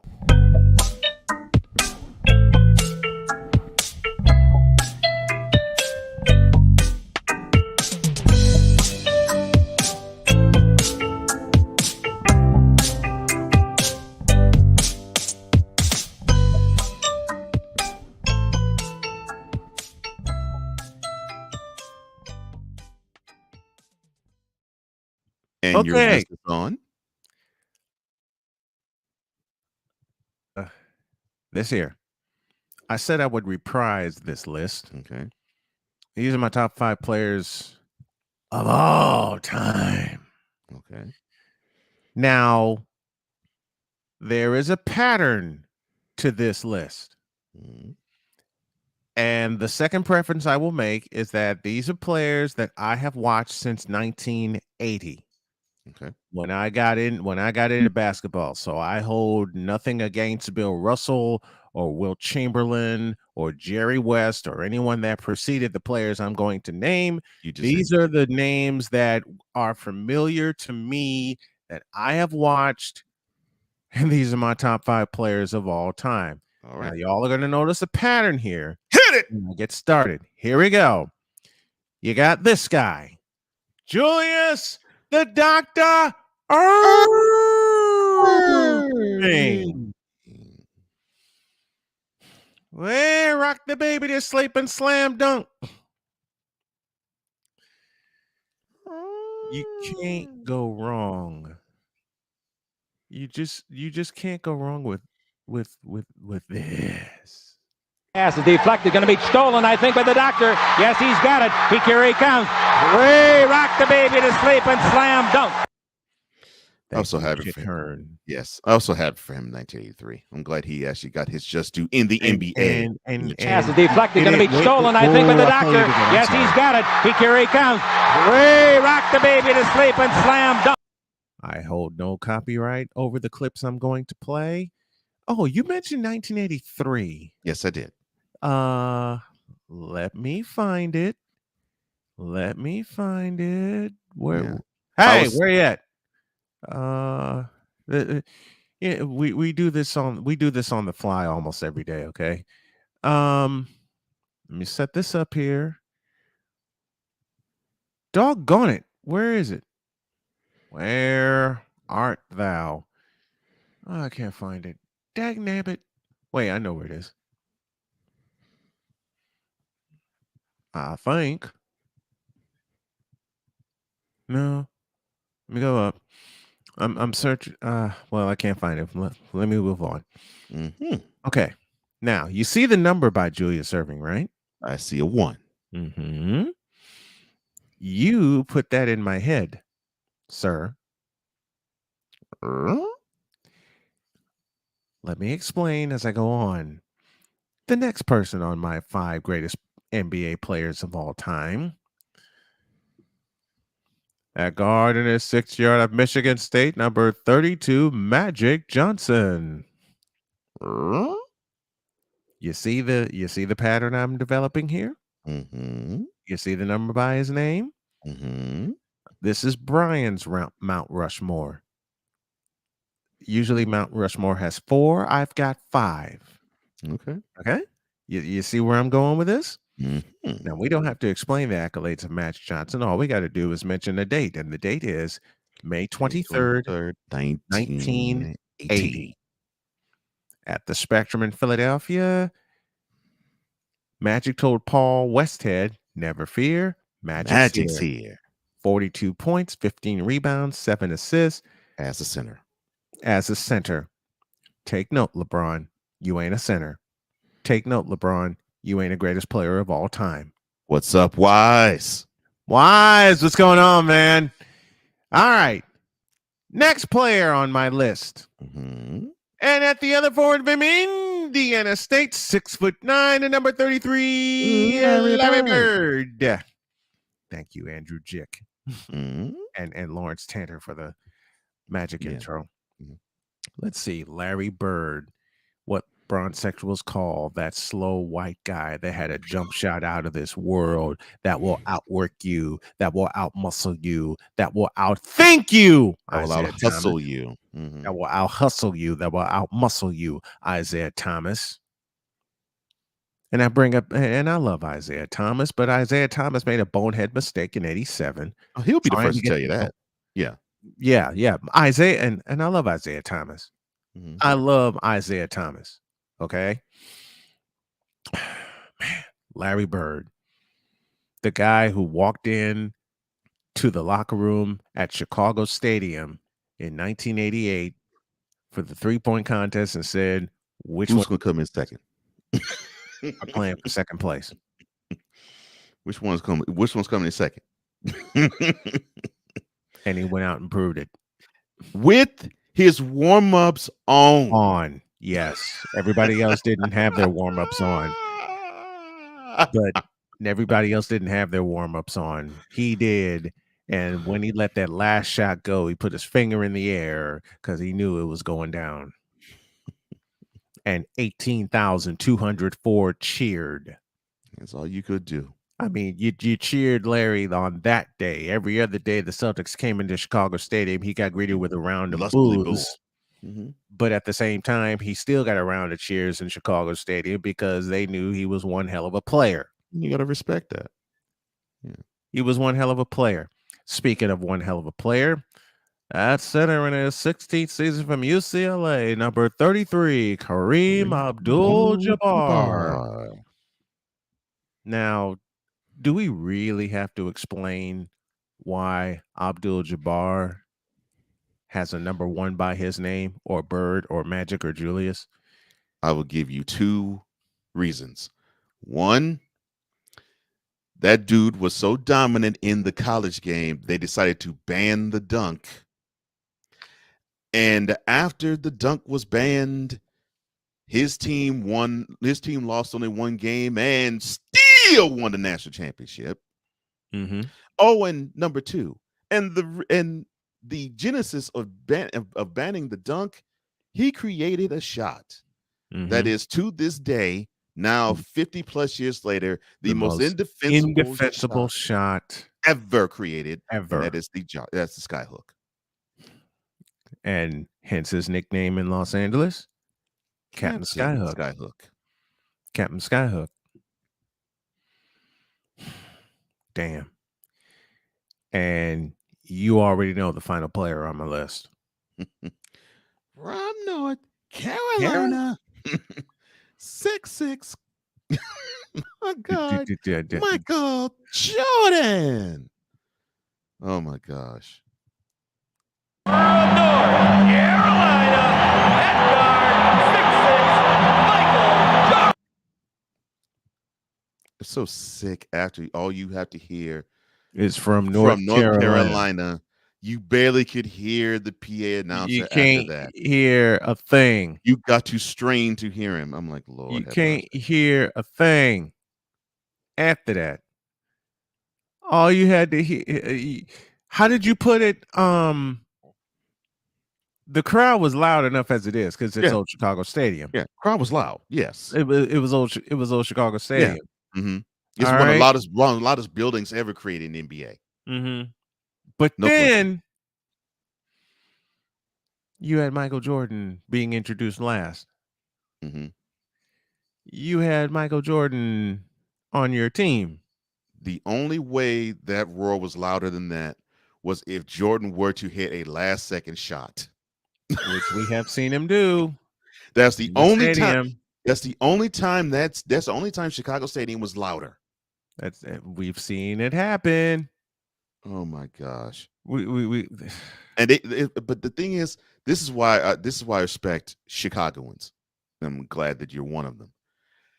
You all respect those, and you all love the guy who isn't the star, and that you in fact, and correct me if I'm wrong, sir, because you grew up in the city. Just studying Chicagoans and Chicago sports fans, you all actually get behind those who aren't the stars. Hell yeah. Even more so than the stars. Hell yeah. So the love that you all showed the guys who weren't the stars, palpable. Yes. But yes. It went to go to show how great, and I will even put Walter Payton in this too. It just goes to show how great those like a Walter Payton and a Michael Jordan were. Mm-hmm. Where it's like, yeah, we support Walter the underdog, Payton, but man, they're just so great. Well, Walter Payton, we cheered not only for Payton, but Dennis McKinnon, Willie Gall, Jim McMahon, the offensive line, and yeah, one of my favorite fullbacks of all time, Matt Suhey. Mm-hmm. Speaking of Michael Jordan and his walk-off winner, I have one.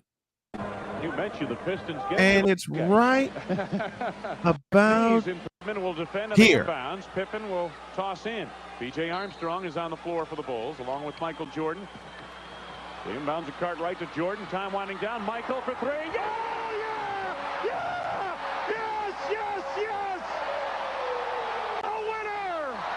Oh, you missed it? Here it is again. The Bulls, along with Michael Jordan.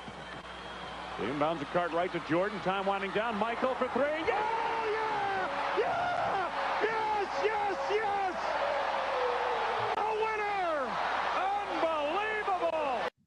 Wayne Larrivee and Johnny Red Kerr on the call. The late, great Johnny Red Kerr on the call. That was, of course, for WGN, November 11th, 1992. I walked in from work and I saw that. And my dad was so gracious in taping that for me.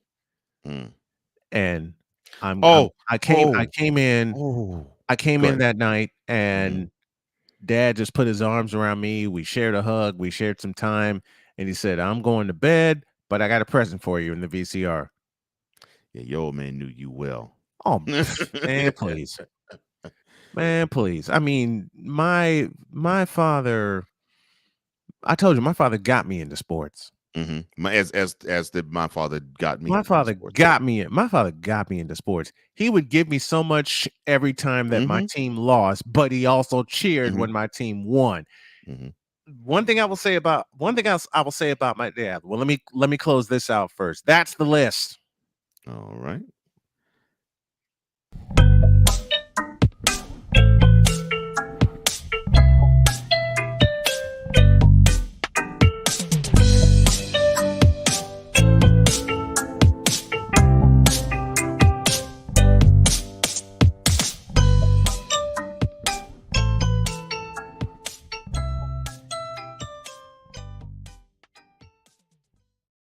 Are you in a holding pattern in life, wondering what to do? Then why don't you talk to our boy Wise? He has the absolutely fabulous Stuck in My Mind podcast. Hook up with him. You can get your thoughts out. Your thoughts will come together, and they will be put in motion. I plan to be a guest. Cole's already been a guest. And if y'all saw that clip yesterday, absolutely fabulous. So check out the Stuck in My Mind podcast wherever you consume your podcast. With Cole, I'm Brian. We're going to step away for a break.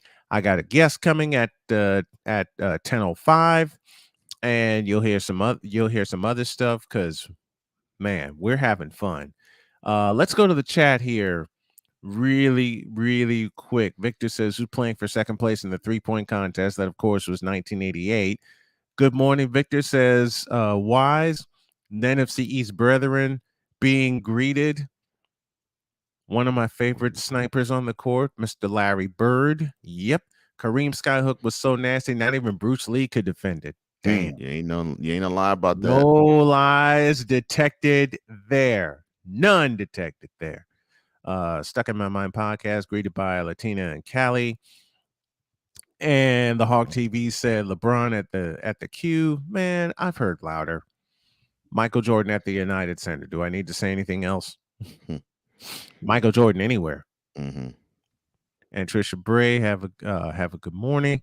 Wait, I thought Jordan couldn't hit threes. Yeah. He didn't have to take him.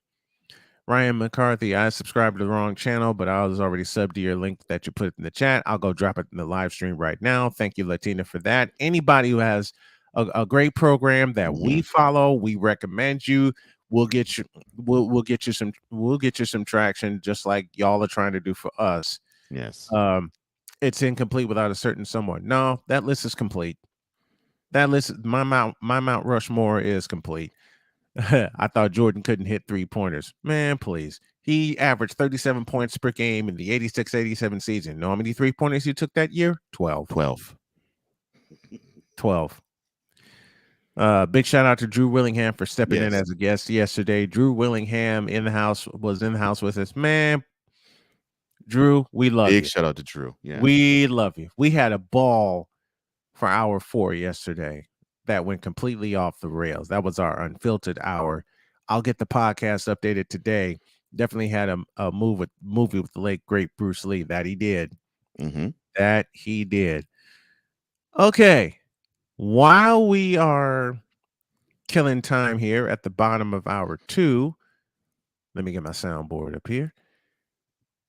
Let's go with the board. Joker. And we talk video games as we go off the board here.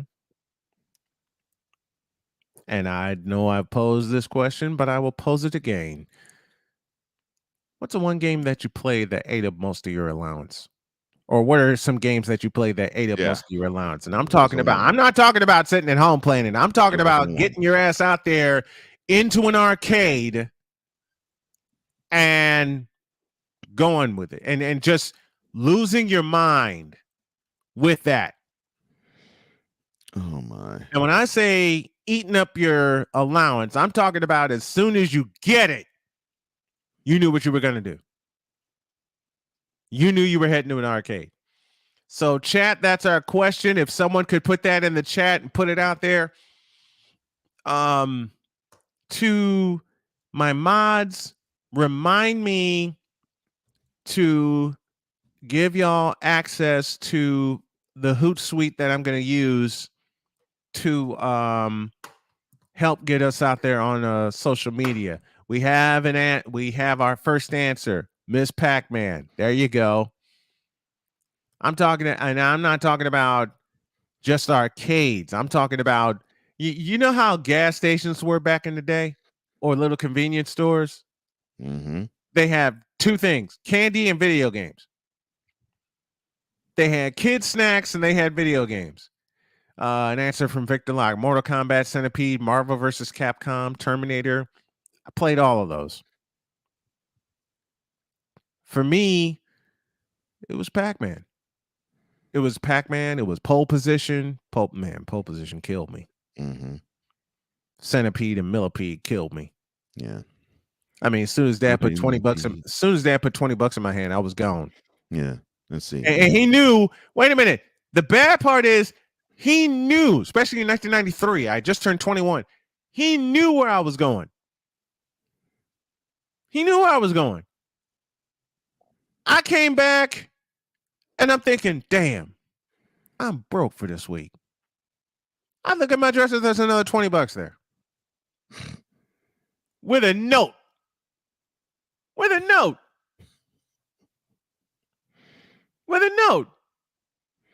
I knew where you were going. I thought you could use this. Again, your father knew you well. Like the back of my hand.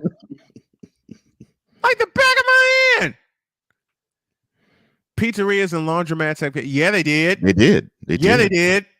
The ones in Chicago, please. All the old school games. Like Cubert. Like Galaga. Wow. Not Cubert. Oh. I think I yes. think I was still in grade school the last time I saw a Cubert. Wow. Oh my gosh. I mean, Cubert got me, okay? Mm. Cubert got me. And the first time I played Cubert, I failed horribly. You ever play those video games where the joystick gets stuck just when you're on a roll? Mm-hmm. Frustrating.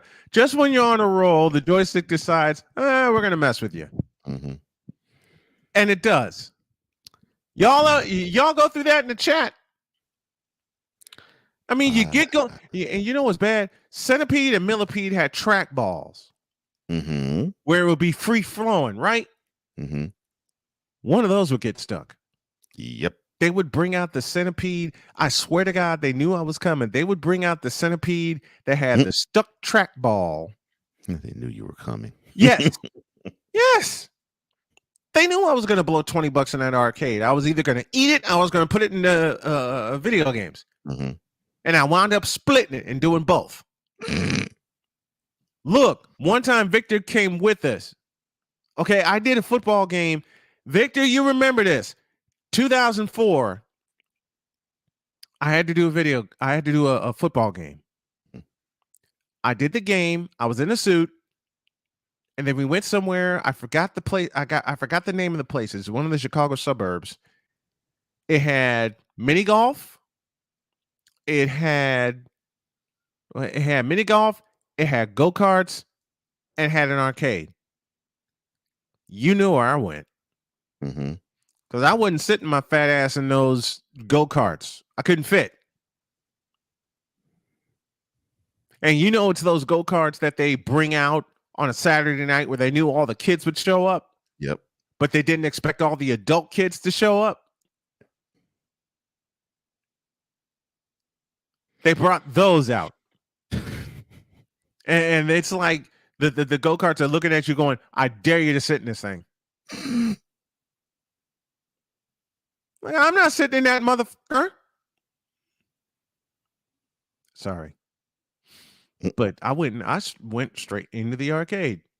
Marvel versus Capcom, Marvel Superheroes, X-Men, Mortal Kombat. What's the other one? Street Fighter. Yeah, Street Fighter. That was on one side.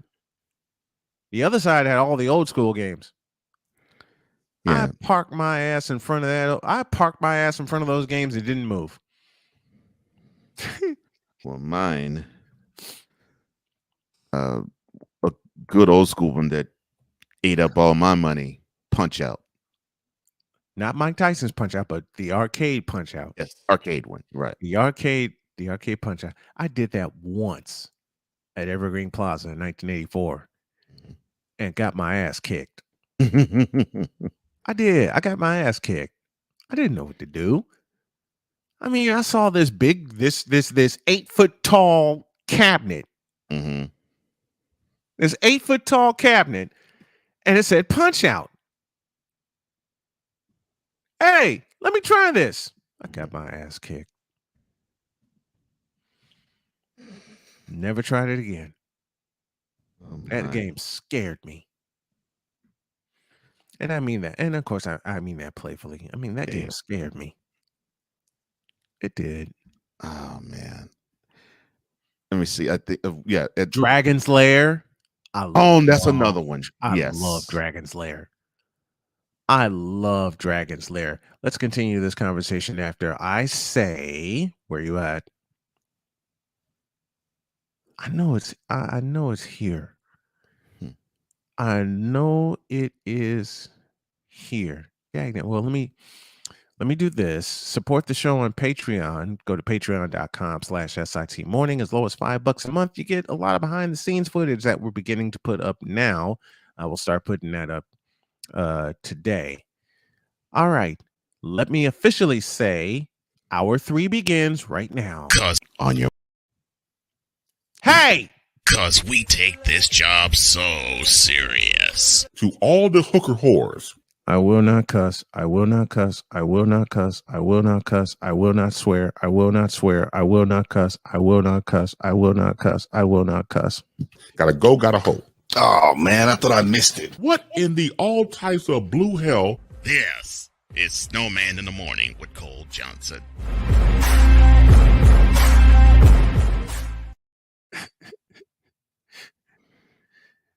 I swear you were going to fall out of your chair. Gotta go, gotta hoe. Gotta go, gotta hoe. The genius of Chris Bass. Oh, God. And he said that with a straight face. That's the bad part. Yeah. He said that with a straight face. Gotta go, gotta hoe. Oh my Lord, why? He's like, gotta go, gotta hoe. I thought Cole was gonna fall out of his chair. That was just funny. I thought he was gonna fall out of his chair. Hour 3 presented by Monkey Knife Fight. Go to monkeyknifefight.com. Use the code Snowman. You get 100% deposit match on up to $100 on your initial deposit. We're talking a hodgepodge of stuff. Video games, Chris Bass. Oh, stop! Victor, I love you for mentioning this game. Burger Time. Man, it's been a minute since. And then Wise backs it up with Space Invaders. Oh, God. Wow. Man, you all come with some goldie but goodies. I played Space Invaders at home on my Atari 5200 and wore that sumbitch out. Mm-hmm. I did play this one. They had this on Starcade with Jeff Edwards. They had Paperboy on there. I remember that. Mm-hmm. I remember Paperboy. And I already said pole position and pole position 2. I did one round of every other track in pole position 2. I wore out the test track.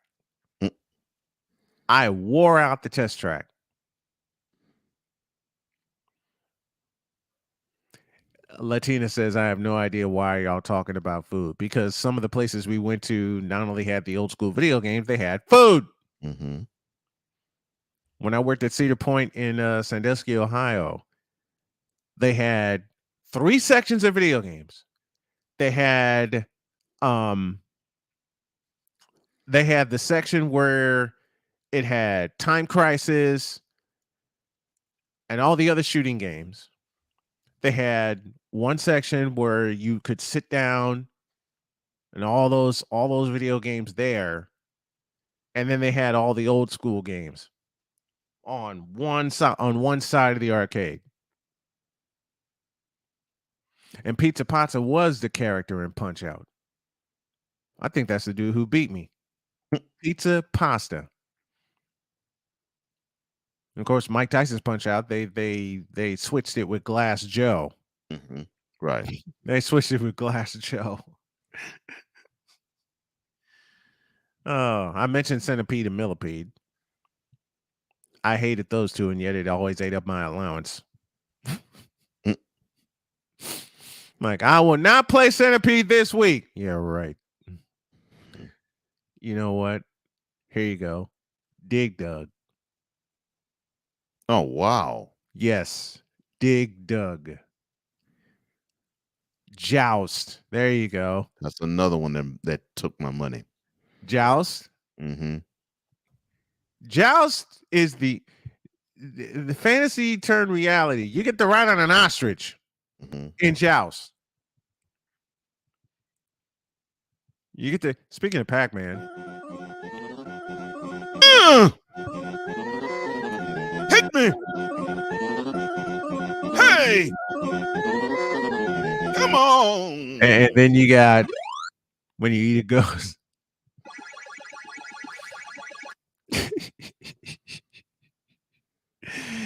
Hold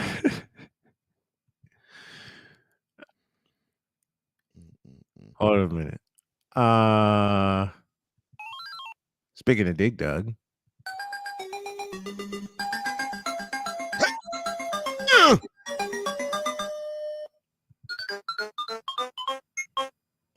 And then if you get dead.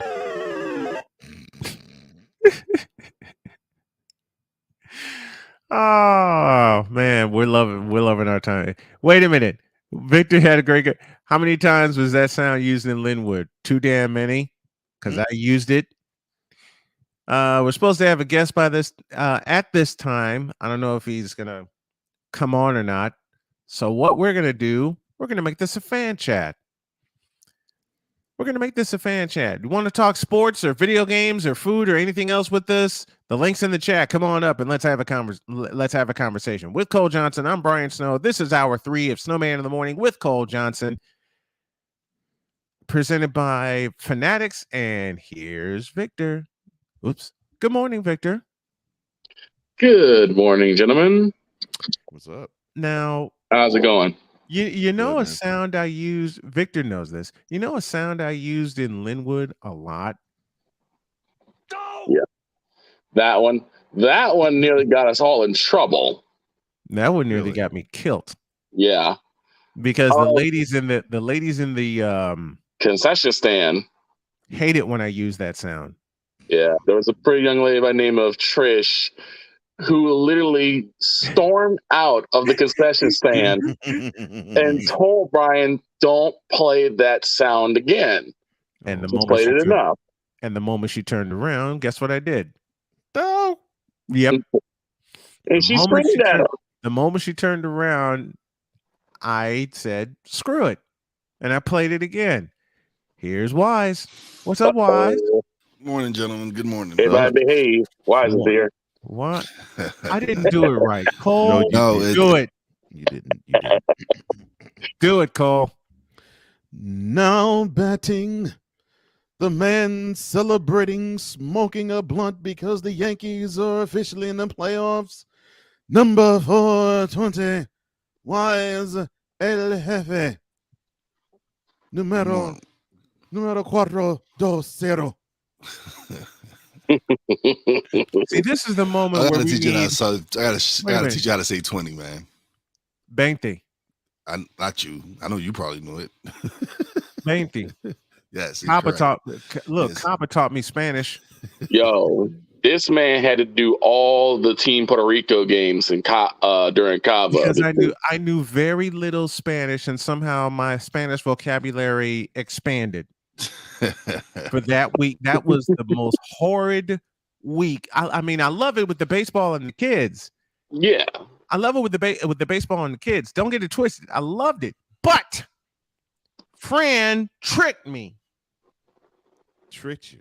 Fran tricked me because I had an exchange with a young man who had trouble finding his dugout, his team dugout, because he was ahead of his team. Team finally arrived. I directed them into the dugout. I used one Spanish sentence, one, and Fran heard it. Oh no! And the next thing I knew, I was following the Puerto Rican team all 7 days. 7. So they thought you were their translator. Wow. Basically.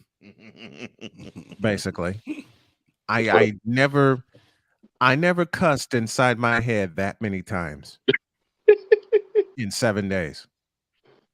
And the thing was at Cava, you had to listen to the national anthem before every game. The national anthem had to be played, which is why I played it and then I stepped away from the booth. Then he had to play the Puerto Rican national anthem, was what, 4.5 minutes? 4.5 minutes. Because someone had to direct me to it because I didn't have it in my sound files. And I had to make an upgrade on my equipment fast because all I had was a CD player and the connecting wire that will go from the CD player into the speakers or into the PA system. Right. Then Fran came to me with an offer. He said, I know you're struggling with music. I have an idea. Oh, God. Yes, Fran. I will buy you a laptop to help matters. All you have to do is pay me $50 a week until it's paid off. You would do that? Yes. The next, and that was Thursday. Mm-hmm. That Friday, there was a box sitting in my booth. Guess what was in it? Laptop. Said laptop. Mm-hmm. He bought me a laptop, and he would take the $50 out of my pay before I get paid that day. I had that thing paid off by Sunday.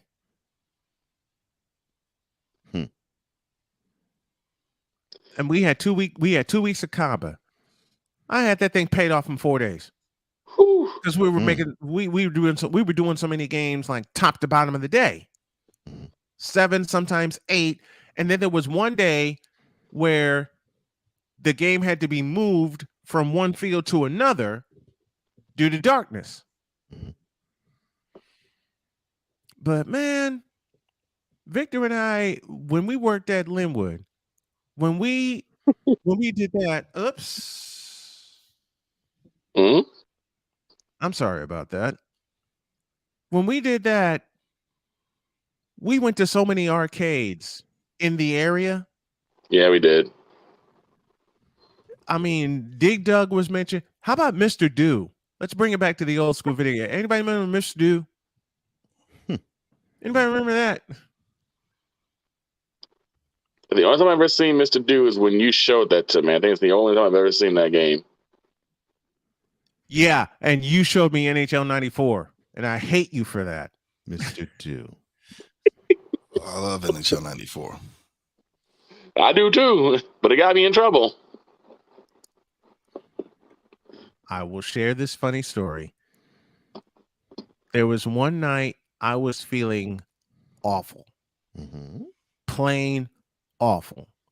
I mean, body wouldn't cooperate, brain wouldn't cooperate, head wouldn't cooperate. And then Victor snuck in the house or snuck in the apartment, put his headphones on, and I heard that damn siren when a goal was scored. And I went completely off. I marched in there and cussed at Victor, and Victor's laughing at me. Victor's laughing at me.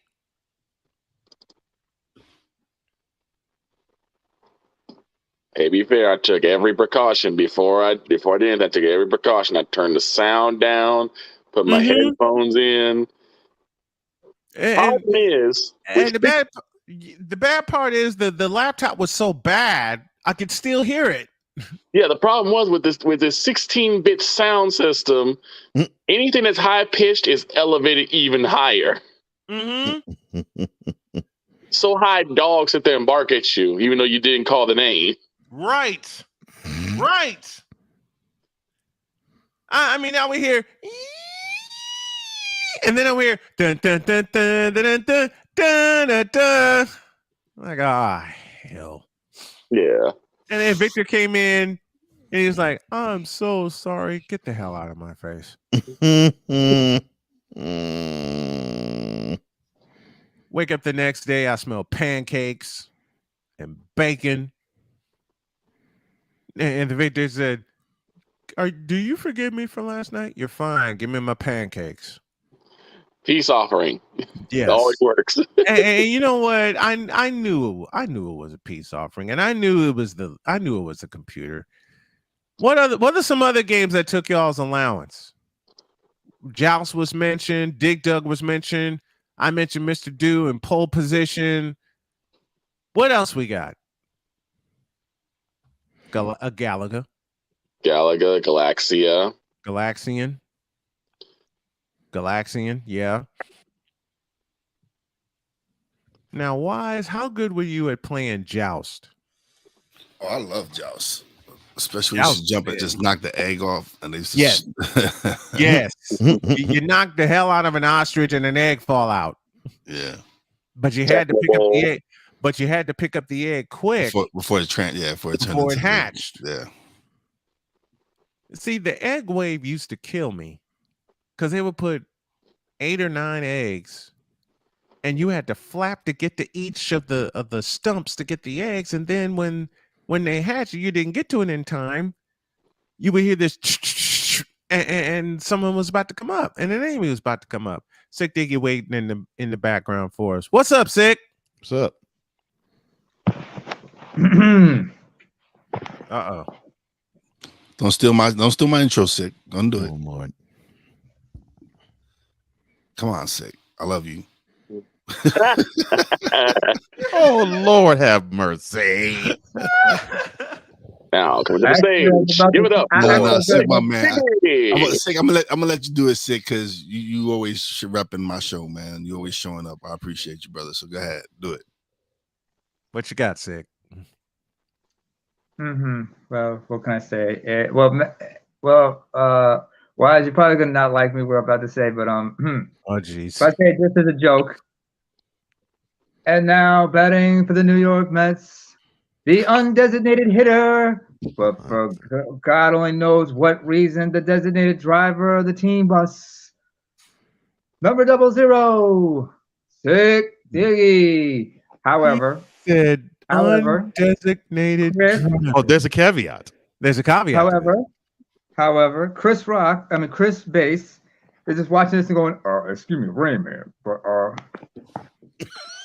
can you imagine? I just want to know what type of European driver's license are valid in the United States, especially here in the state of Man.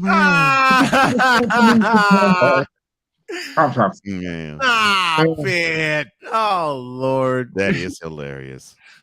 Besides, I was about to sing Suddenly by Billy Ocean, but I guess, nobody was in the mood for that. Don't do that. Don't do that.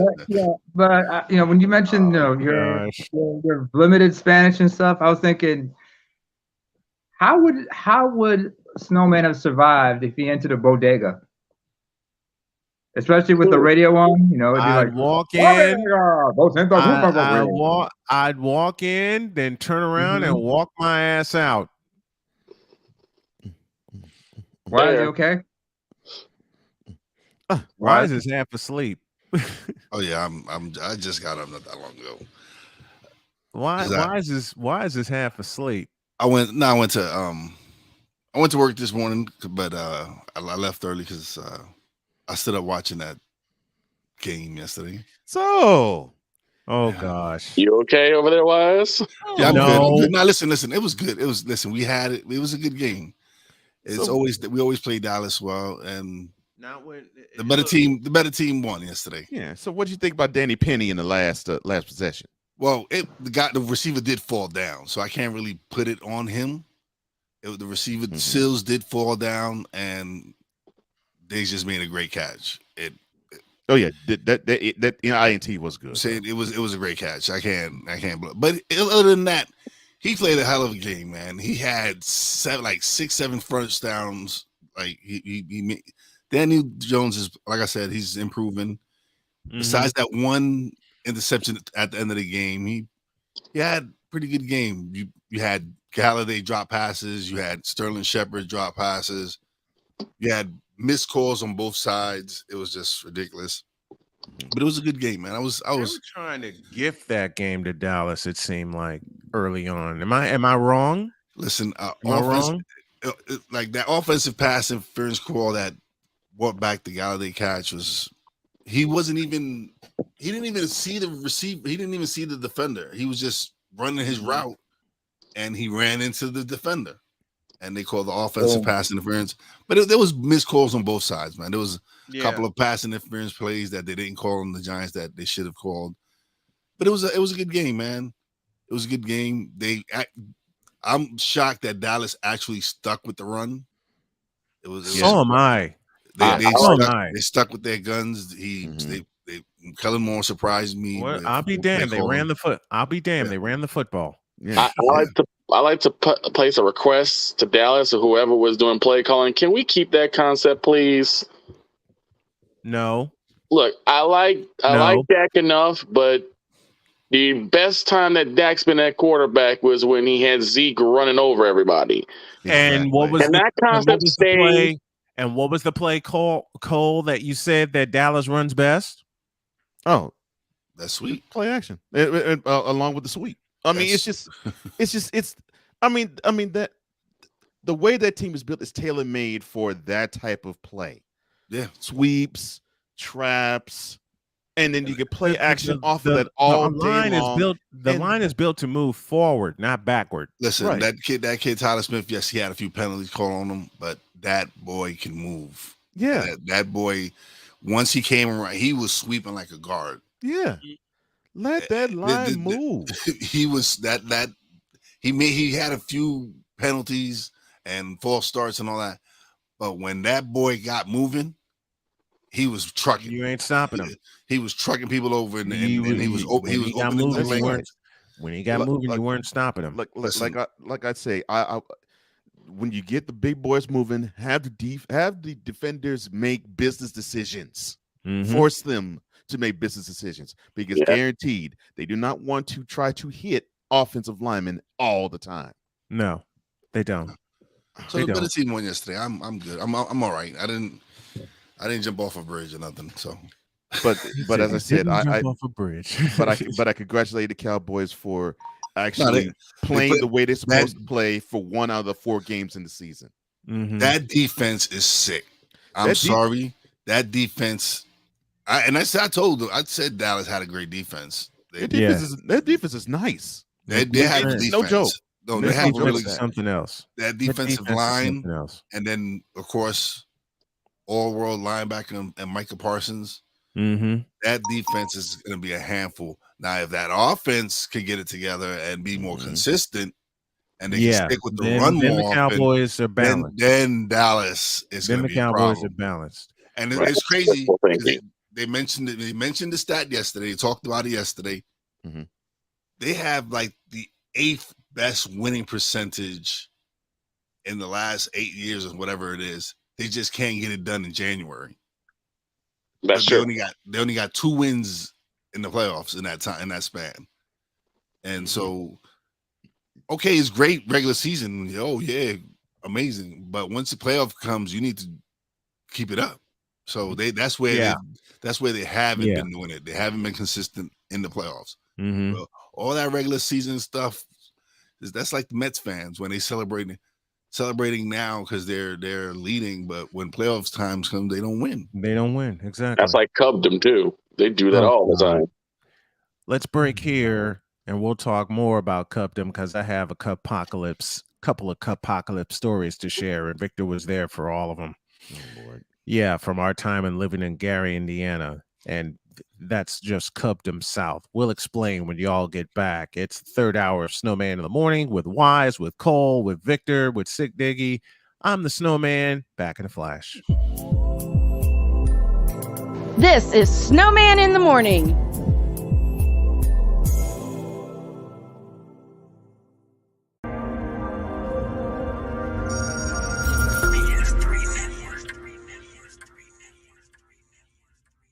BS3 Network, changing the way you watch TV.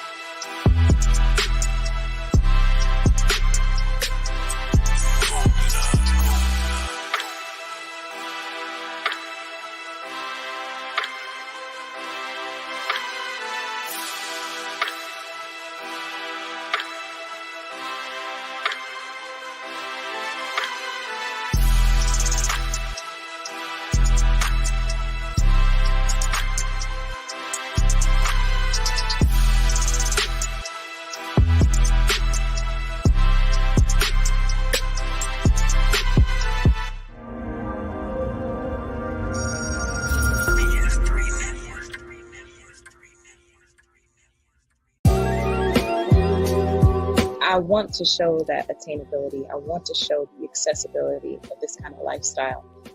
From social media to having conversations with friends and family, you always have to put on face and say face.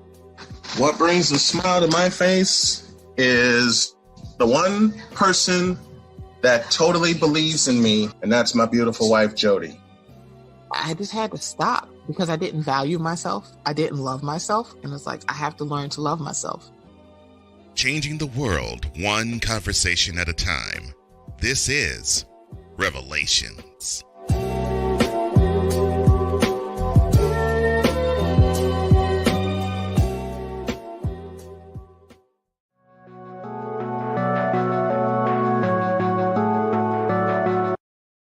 I want to do a TED Talk, but I don't have anything to talk about yet. I'm getting there. Life is for the living. We're not here that long. You can learn anything you want to learn without any money spent. What do I really enjoy? What do I really want out of life? I am your host, WIZE. Are you in a life holding pattern? Well, this is for you. Welcome to the Stuck in My Mind podcast.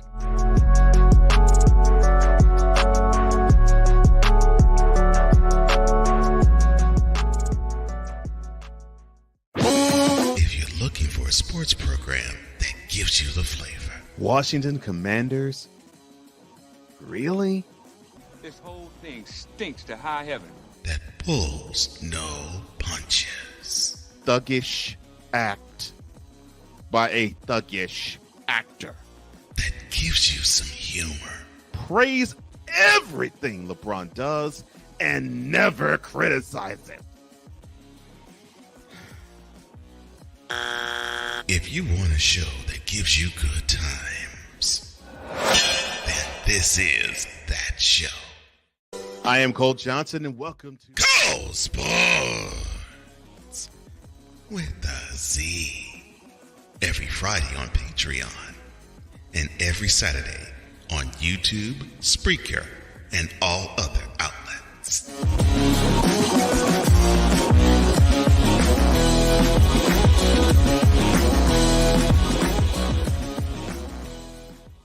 Cause we take this job so serious. What in the all types of blue hell? Yes, it's Snowman in the Morning with Cole Johnson.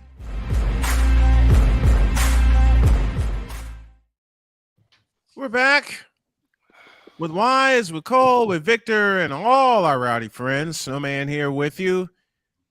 And let me regale you in a tale of cubdom. Before we start, can I ask a question? What's that? Can I ask a question? Yes. Where does Cole get his music from? I'd love an answer to that too. Like every If he tells you, ad, if he tells you, he might have to kill you. maybe I'm like every ad, every bump, everything that Cole touches has this amazing music attached to it, and I'm like, well, that's Cole. He's a super producer.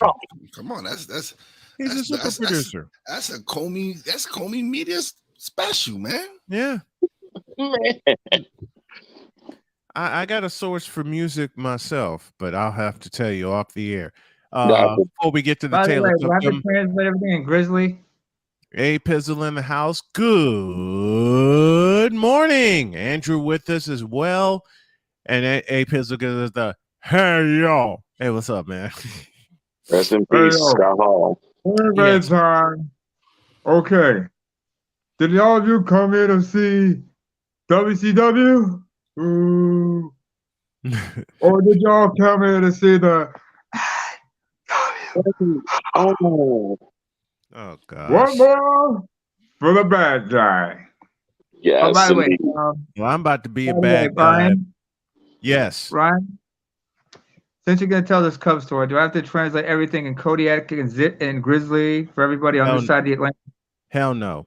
No. Hell no. No translation necessary. As I said, let me welcome y'all to a tale of cubdom. Okay. Oh boy, here we go. Brace yourselves. Date was June 1st, 2006. July 1st, 2006. I beg your pardon. Victor and I were in Linwood when this happened. Actually, I was in Linwood. Victor was at home. And the Cubs were playing the White Sox at Wrigley Field. And the Cubs, I'll give them credit, they were leading the entire game.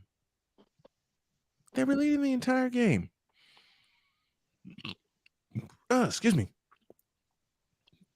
And I've had Cub fans running up to me all damn day. Doing one of those, Cubs are going to win today, right? Cubs are going to win today, right? They pulled a Dallas Cowboys fan. And I said, no, they're not. They lost yesterday. They're going to lose today. And this was a Saturday. We're going to win today, right? We're going to win today. No, you're not. Well, Cubs got off to a lead, and all these Cub fans walked up to me with their chest out and saying that we're going to beat you. We're going to beat the world champion White Sox. No, you're not. Well, it got to the ninth inning, and it was 6-5 Cubs. First out was made. Couple Cub fans, female Cub fans that didn't know a damn thing about baseball, but yet they were dressed in Cub garb. And Victor can vouch for this. Yeah. Come walking up to me. We got 2 outs to go. Yeah, that's a problem. Y'all got 2 outs to go. Second out happened. 1 out left. We're gonna win. And then after a walk and an infield hit, they were facing Ryan Dumpster Fire, a.k.a. Ryan Dempster. Yep. And Victor was in my ear on the phone. I had White Sox fans shaking in their boots, me included. And then this happened. Now Pierzynski with 2 outs, top of the ninth. Well hit, right field. White Sox take the lead.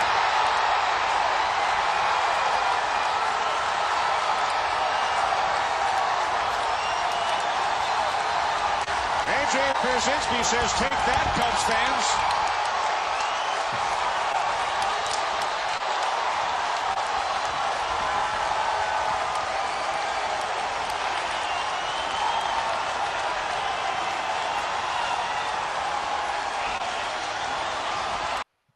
Yes, indeed. A.J. Pierzynski did that.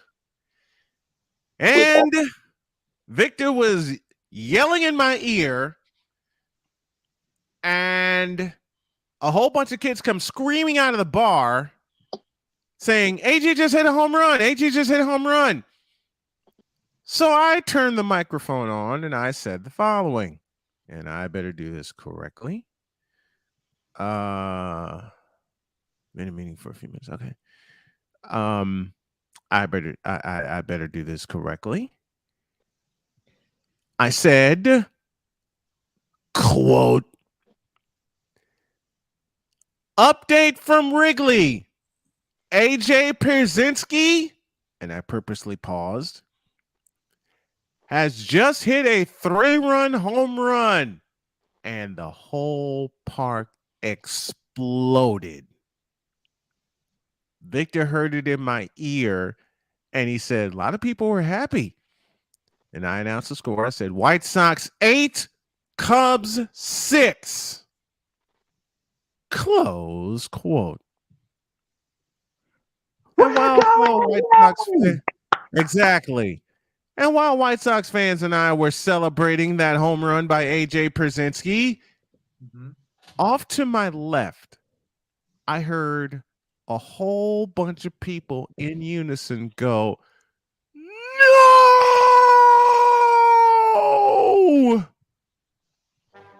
I explicitly said at that moment, and just like that, Chicago in baseball season looks a lot like Cleveland in football season. There was so much trash on the ground after that.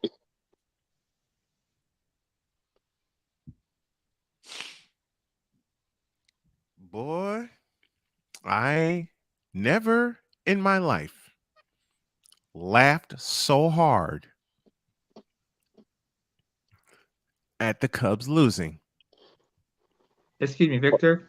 Yes, sir. You said there was a lot of trash after that game all over Chicago.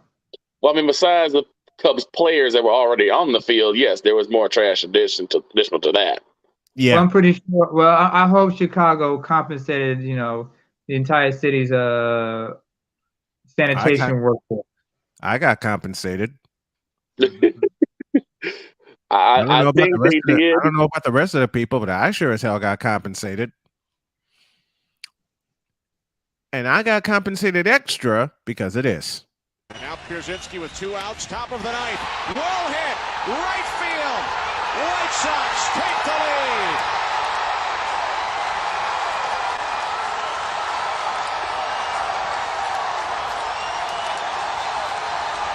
A.J. Pierzynski says, take that, Cubs fans. In my opinion, AJ Pierzynski says, take that, Cubs fans. In my opinion, one of the worst closers in MLB history is Ryan Dumpster Fire. You put him on the mound with a lead, you might as well just put a check in the loss column. Every time he's on the mound, the Cubs lose.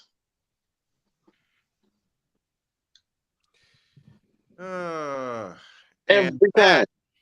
And that is today's tale of Cubdom.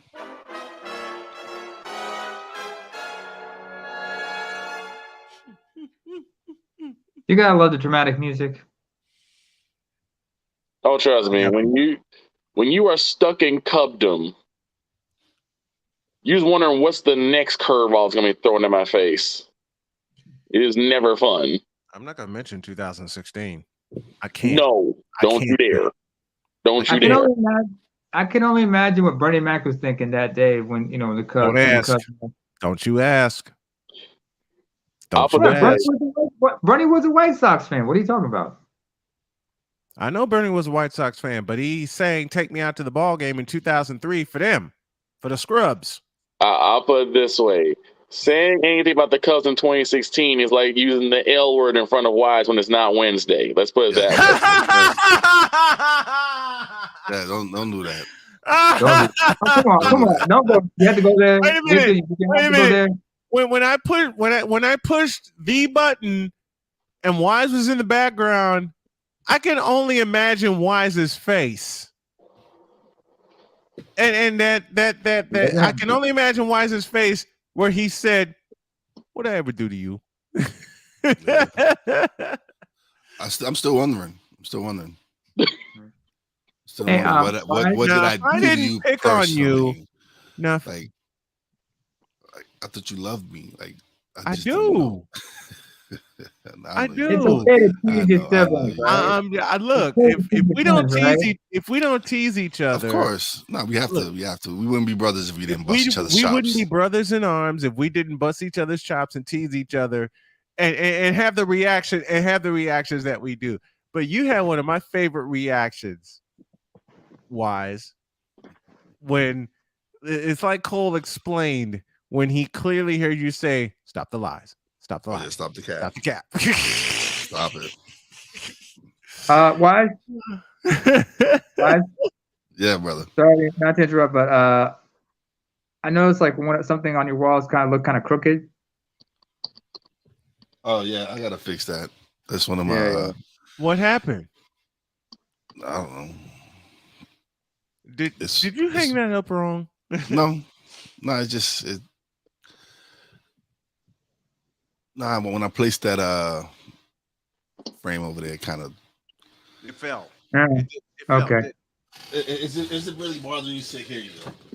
No, it doesn't. I thought, okay, something up. I just wondered. Got curious about it. It didn't really bother me. Just like No, I know some people like OCD, and they kind of. I do have OCD. I do have OCD actually. But it's just like, I'll give you an example. No, I know. Because my nephew's OCD. Poppy J is definitely OCD, and so. How does it manifest for him? Oh, it's. Don't ask. I'm going to stop you right there. Don't ask.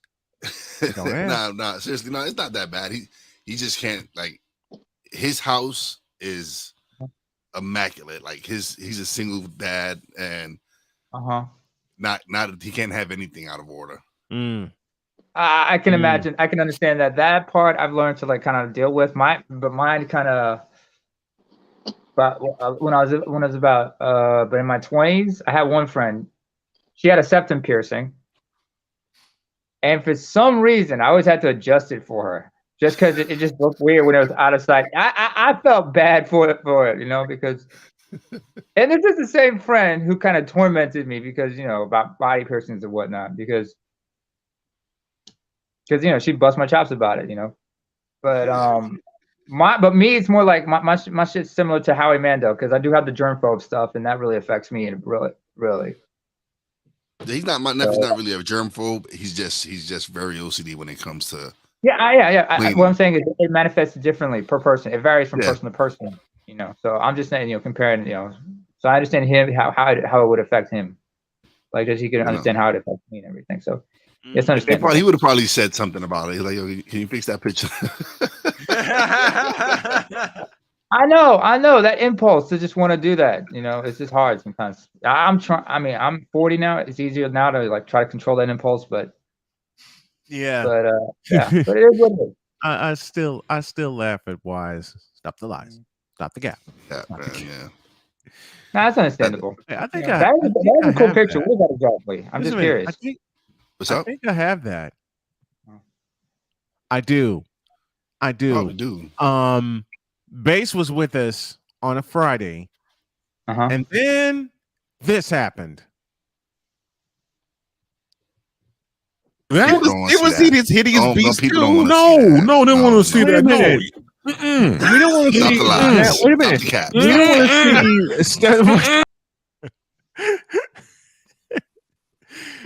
to see. Nobody want to see that. Stop the lie. That was And my fault. That was my fault.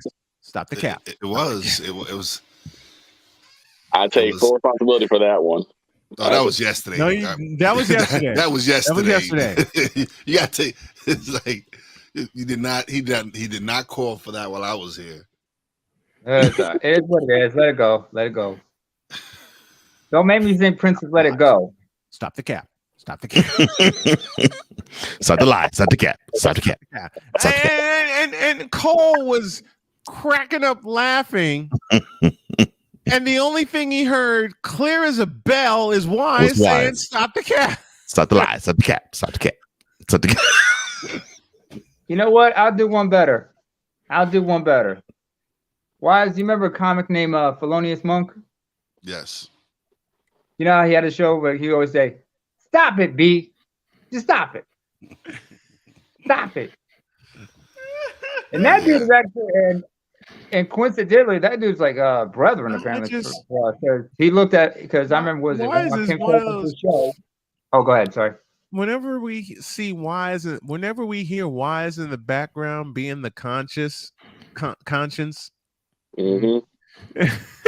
it's like we know something's coming. We just don't know when it's coming. Listen, Cole knows I'm always watching the chat. So, yes. So whenever he says they say something, I have to catch him in his lies. Wait a minute. Like, Lies. Whoa, wait. Yesterday? Was it yesterday? Wait. Lies.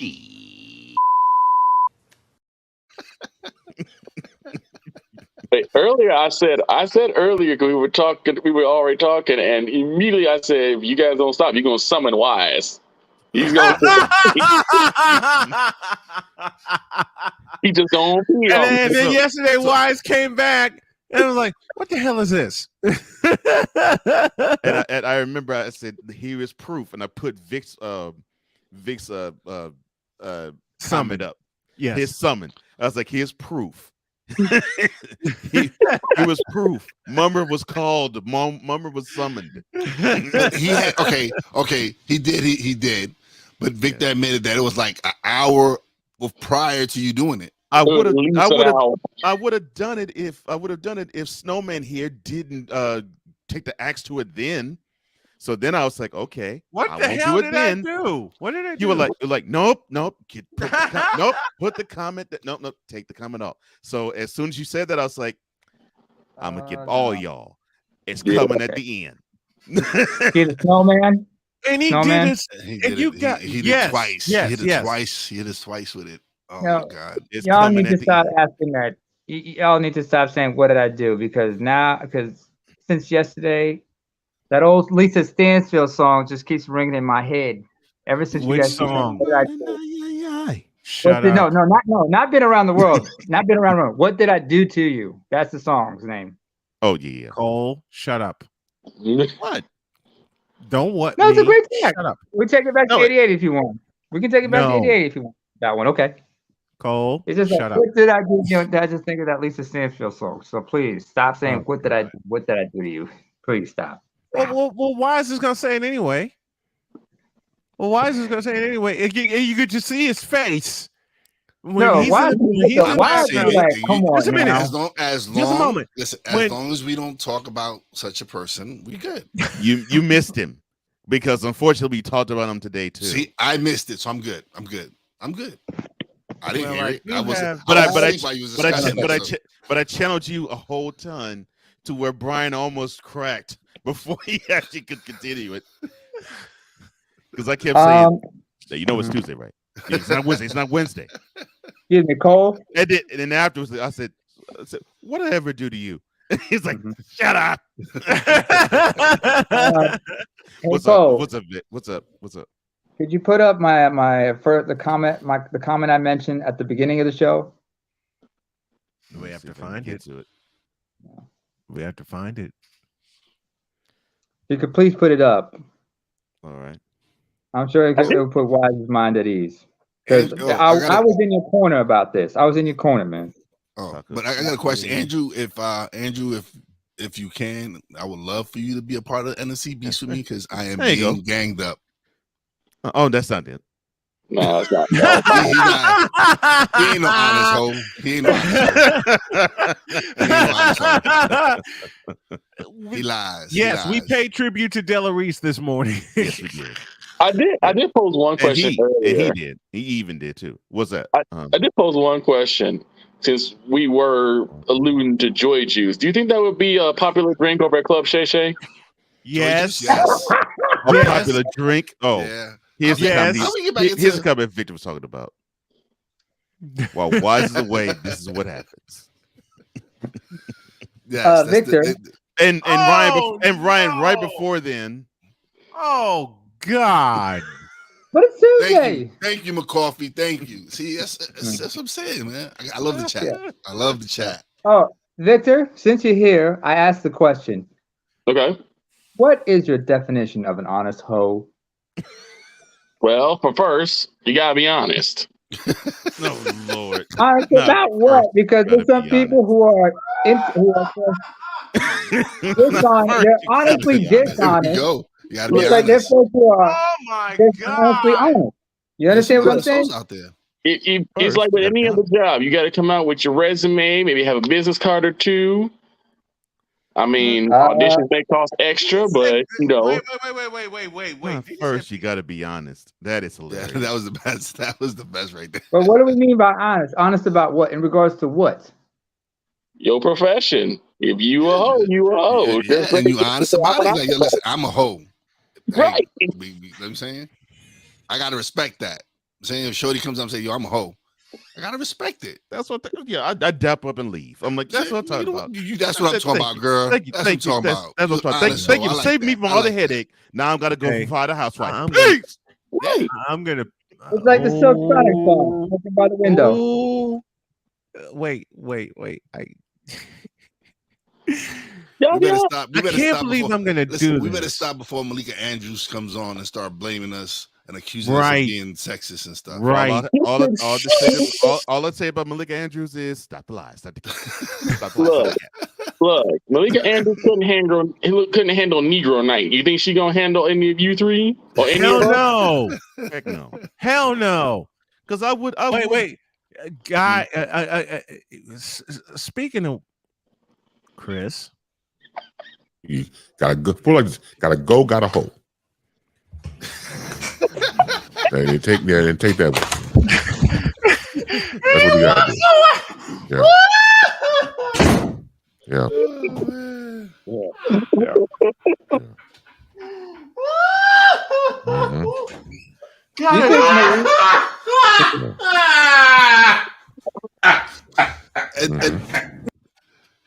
And the crazy shit is, look at his face. Bass just says it with the straightest emotion. face. No emotion. The straightest face.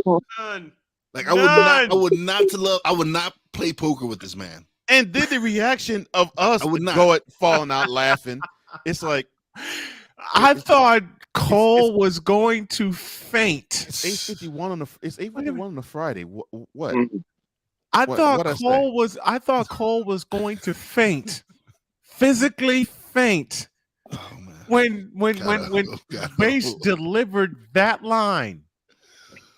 Gotta go, gotta ho. I was not ready for that line. Folks. I was not ready for that line. Folks, we don't make this. We don't make this up. Gotta go, gotta hold.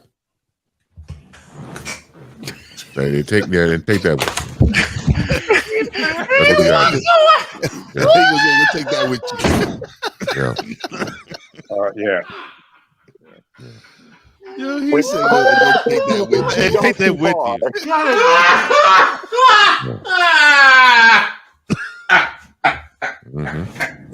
you.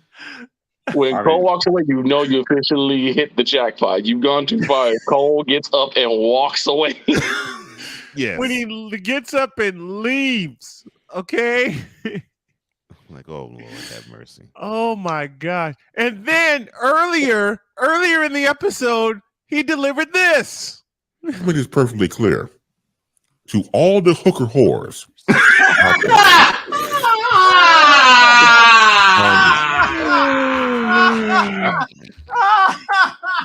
To all the hooker whores. And it's just and that it's just started a just whole. his delivery. His Wait a delivery minute. is And the that greatest. started a whole product placement thing. Hooker whore off. Hooker whore off. Hooker whore extra strength. Not strength. Hooker whore extra strength. Yeah. Thank you, Playmaker. Hooker whore extra strength. And now the Hawk TV is getting in on the fun. Honest whole criteria. HIV status awareness. The customers. Hey, listen, she's an honest hoe. Wait, Listen, I just got tested last week, and I'm good. He's an honest. This is why. And to complete the triple play, giving customers. She Monte. Working all the beds out. Oh, she's honest. Yeah. How? Listen, she might be like, hey, listen, my head game ain't the best. She ain't never known. I mean, just be honest about it. Listen, she could be like, I'm average. She could be like, my head game's a little average. My head game's average. But it's like getting the Carfax. Just show the whole facts. She be like, since we got honest hosts, I think we're gonna have dudes now making a killing, slinging condoms and whatnot. Head game may be average, but I know how to work saddles. I know that's how. Oh, Snowman had to get out of there. You know he slapped his butt on. Oh wait, where'd Snowman go? Snowman pulled the coal. Oh no, is somebody trapped in the closet? Look, there's no head Victor, flashlights damn around it! here. There's no head flashlights around here. Yes, there is. Oh my god. R. Kelly. Show the whole facts. Yeah, show me the whole facts. Speaking of which, I think all hoes should. I think all hoes should have a whole facts. I agree with whole facts. Yes, they should have a whole facts. Whole facts. Like, you know what? Here's my question. Instead of the Carfax, we have the whole. Wait a minute. The whole facts. Instead of the Carfax, we have the whole facts. Right. Yeah. And I could see Victor's 2 foot smile on his face. Show me the whole facts. I remember maybe like I remember. Let me get this in while we're on the air, and even when we're off the air, we're trying to raise $500 a day. If you can support the show via the Cash App, it would help us grow. It would help my family, and whatever you can put in, like I said, would help my family especially. It would be greatly appreciated. 57 after the hour, 3 toward the top of the hour. Just wanted to get that in. And also you can support us via Patreon. Go to patreon.com/SIT morning. Behind the scenes stuff, replay of this stuff unedited. And then also you can have the show and the podcast without the commercials. And yes, we're selling airtime. Show me. Anyway, we're talking about hoes. Speaking of hoes. No. Hold on. Don't worry. And I remember we had that's why I'm worried, damn it. Honest hoe. Hold on, Cole. Hold on. Hoe be a hoe. Anyway, I was wondering because I remember asking this. We had a discussion on Charles's hangout, or was on BGS's hangout about hoes and whatnot. And then I asked, what if we took it back to 94, or was it 93, with Warren G's hoe draft? Pimps be drafting hoes, you know what I'm saying? I think like 94. Yeah, 94. Ladies and gentlemen, welcome to the 1994 hoe draft.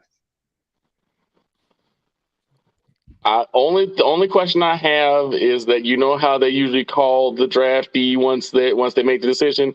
Yes. How you gonna call these hoes because these hoes don't keep the same phone? Ladies and gentlemen, Cinnamon Phone. Oh Lord, look at it coming to the stage, Chlamydia Claire. Chlamydia.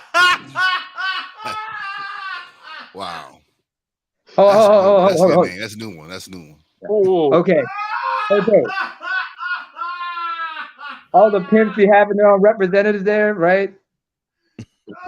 And then the whole league president goes like, ladies and gentlemen, the Willie Dynamite stable would like to select the number 1 pick. This is deteriorating. Okay. This sports show has really Cole. I love you, but I hate you for that last statement. Technically, we're not really a sports show anymore. Gonorrhea, Gina. That's Gonorrhea. good. Hey, Pizzle. Hey, Pizzle. That is crazy. That's good though. That's good. a good one. That is a good one. That's a real I'm gonna tell Cole to push a button while we're off the rails. The 4th and final hour of this spectacular program begins now. On your mark, get set. Let's go. 'Cause we take this job so serious. All of it between 2 people and 4 nostrils. All of it was gone. LeBron James is pure, unadulterated trash as a basketball player and has been for 20 years. We don't want to see that. Wait a minute. We don't want to see bro. Number 420. Why is El Jefe? Number 420. I have to do it. Oh man, I thought I missed it. What in the all types of blue hell? Yes, it's Snowman in the Morning with Cole Johnson. Let me thank Victor Locke for the donation with the Cash App. Very much appreciated. Awesome. It's our final hour. If anybody else can support, via the Cash App, you see the tag at the bottom of your screen. It's Tallman Dr. K50 with the $sign. And if you have us on the road via TuneIn or Streama, the Cash App tag you need is Tallman Dr. K50. Every day that we're on air, we're trying to raise $500 to go toward the Snow Strong Carolina initiative. And something had Cole laughing. Cole, what's up? Oh no, it was Hawk TV. He's saying chlamydia Claire. Cole is a straight idiot. Okay, how about this one? Thank you, man. Alatio Felicia. Oh, bye, Felicia. Bye, Felicia. Now, Wise is going to hate me. Damn! Some of their Wise is going to. Their action was delayed, so my apologies. Sorry about that. Okay, Wise is going to. Well, let me do this. Since we're at the top of the hour, so Wise is going to hate you. I'm good. I'll get to that in a moment. Let me get this in right now.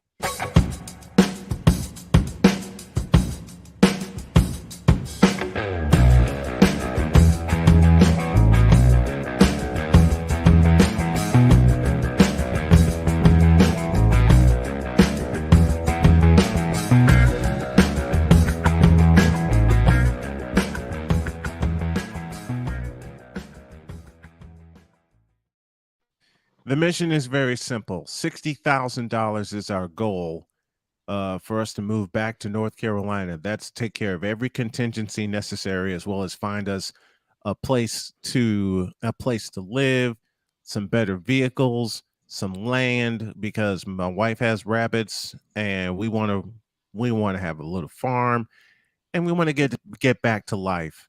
I've had many people ask me, why don't you just find a job? Here's the problem. I've been officially declared disabled, and let's just be honest. Some places look at you, or most places look at you different when you have that status. As bad as it is, what I want to do is provide for my family and make things better. That's why you see the Cash App at the bottom of your screen. If you can donate via Cash App, every day we're trying to raise $500 toward the goal while we're here. while we have health care, because we're trying to get better health care that'll take us on the road. And we're just trying to get to a better place right now.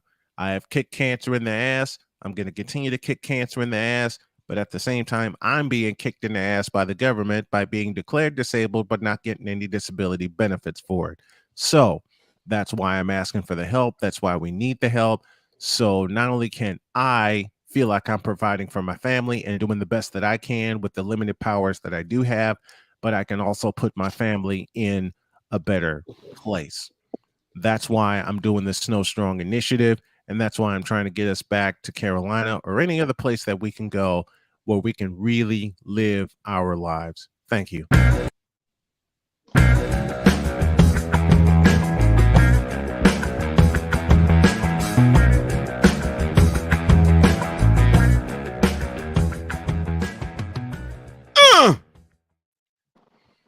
There.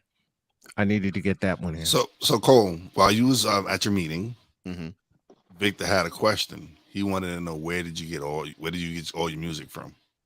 Okay, well, most of the music I get, I actually use YouTube Studio Library, and other times with certain music, like I remember when Bassline, he asked me if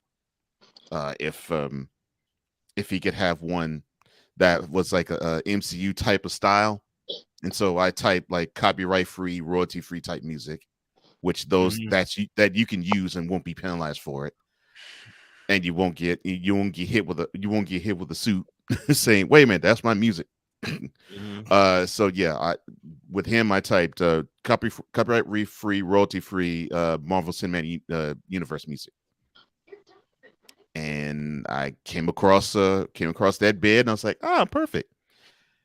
Took that snippet, and that is what you hear with the baseline intro. So yeah, it's mostly the YouTube audio library. Okay. Now, as I began this hour, why is this going to hate me? Uh-oh. But something came across my phone that No, stop. That no. I knew it. I knew it. They told me you did it already. Why? You did it this morning. I didn't see it, so I can't say anything. But I'm here now. It is Tuesday. Wait another 24 hours. Not Wait another Wednesday. 24 hours. Tuesday. It is Tuesday. You got one more day, brother. Just one more day. You can hold it in for one more day. On your mark, get set, go. In a world where partial greatness is celebrated and total greatness is shunned, there stands to be a figure on the lips of those who love him and those who hate him. The inane comparisons to Michael Jordan and Kobe Bryant continue and has existed since 2003. There is no end in sight, for the battle between those who unconditionally love and unconditionally hate him wages on. These are their stories. Welcome to the Bronzexual Confessions. Don't like me. What did you say, Wise? I don't like you. No, I know you don't like me because I don't like you've already you don't done like me. I said you don't like me because you've already done a Bronzexual Confessions, right? Right? And now you can do another one. Wise. You damn right. Hold on, As you can see, Wise. Victor, Wise don't even have to be away, and this is what happens. True. Now I'm going Wait. Just a moment. Okay. I'm gonna get this one in. I'm gonna make it short, and I'm gonna be done.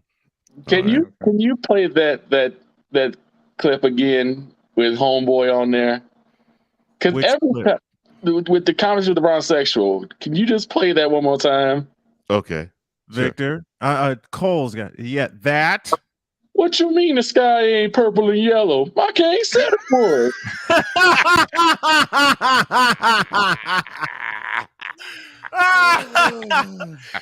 Wait, hold up. All right, get it over with, man. Get it over with. Just get it over with. Just stop it. Just stop. Just get it over with, man. Victor, do it. Victor, do it again. Oh no! What you mean the sky ain't purple and yellow? Well, King said it was. Man, you hating. Why you gotta hate on people? No, why you hating? Well, Patrick Constantine is at it again. Oh Lord have mercy! You called I think you need to stop following Patrick Constantine. If this is what's gonna develop from those conversations, man. He found me. I was gonna say both assume that Brian was following Patrick. I think it's the other way around. I think Brian was using social media to run into Patrick. No, why? This is getting really funny. Again, he found. I need to stop hanging out in the same chats or whatever, the same groups, man. That's the problem. He opined. Oh Lord. Quote. We talking about Jordan versus LeBron. Y'all need to stop bringing up team accomplishments. LeBron King James is the best to ever play the game. End of discussion. ! Hashtag. Close this sumbitch. Close quote. You know your damn role and shut your damn mouth. Cocaine's a hell of a drug. Bitch, are you for real? You for real? You cannot say filth, flying filth in front of people. Can I? Bitch, please. And that concludes Bronsexual Confessions. No, stop the cap. Not yet. Oh Lord. What was Slick gonna say? I was trying to find what Slick was gonna say. Just a minute. Okay, what I wanted to say was Stop the lies. Stop the cap. Stop the lies, man. Stop the lies. He's not the greatest of all time. Stop. He's the most mediocre player I've seen in 25 years. First of all, let me break this down here. There are no periods in this thing. English, do you speak it? In this case, he doesn't. I mean, no commas, no periods, no nothing. And he capitalized the word team. English, do you speak it? End of discussion. My ass. Since we have discussed this already, we're already in here. We're already there. Mm-hmm. So LeBron has accomplished all he has done by himself. He won his titles by himself. He didn't have Dwayne Wade. He didn't have Chris Bosh. He didn't have Kevin Love. He didn't have Kyrie Irving. Please, man, this dude switches teams more than he switches underwears probably. Like, come on. This is ridiculous. So do we ask him for his whole facts too? Hell no. No. Don't you ever come close to asking that BS. No, Brian. Y'all want to talk about all this nonsense? Like, this dude hops around. Like, he needs a whole facts. He needs a whole facts because he's a hoe.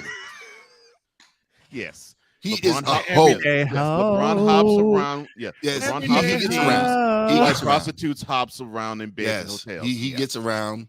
He needs his whole facts. In fact, he does. Thank he's you, Wise. a In fact, hoe. if, He's a hoe. I said it. He's a hoe. Yeah. Either that's his theme song or LeBron's theme song is "I Get Around" by Tupac. Yeah. Well, I Get Around is Digital Underground, but it's okay. No, it's Tupac. I get around.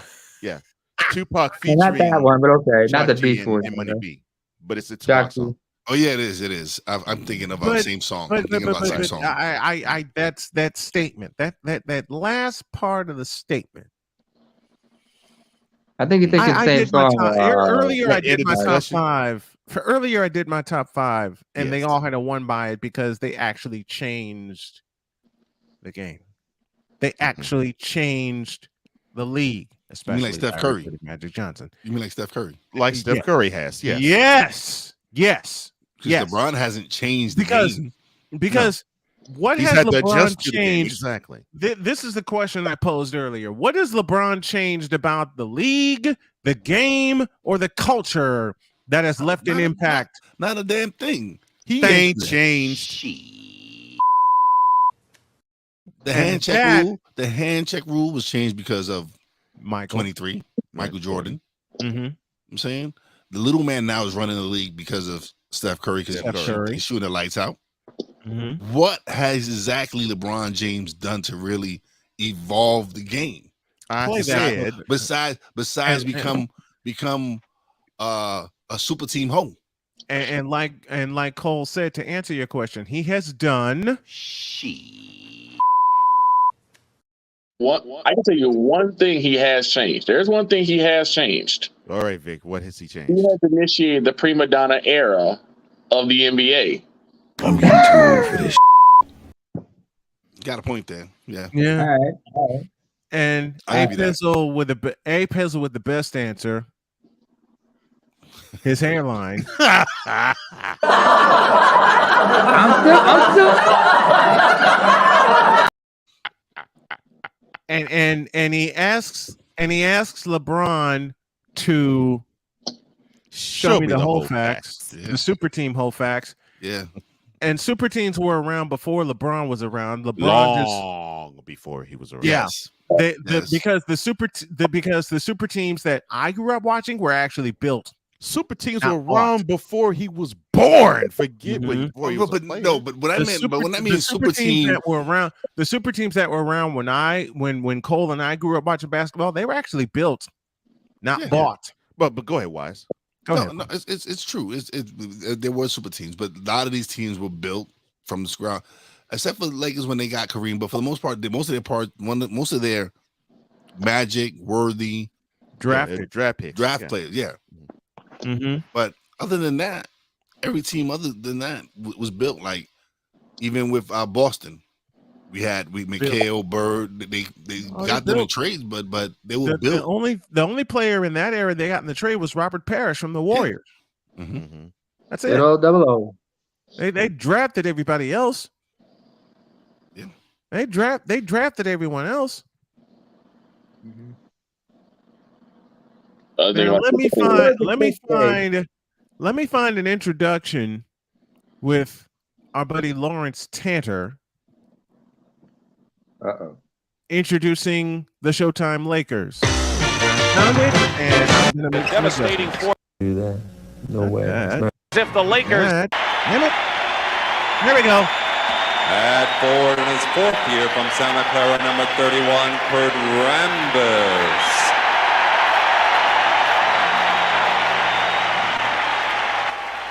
At forward in his third year from North Carolina, number 42, James Worthy. At guard in his second year from Arizona State, number 4, Byron Scott.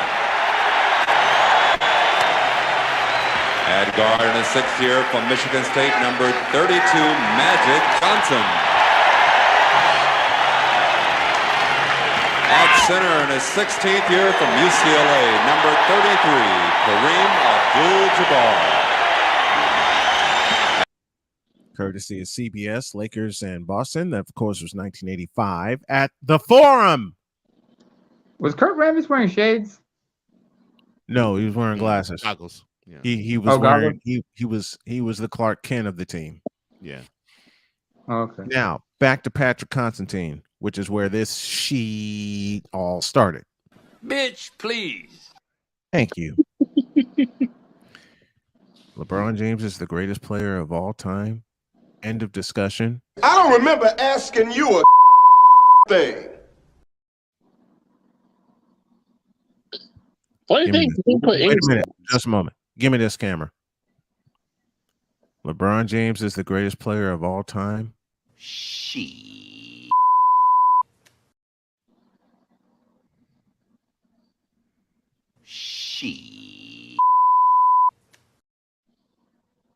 Really?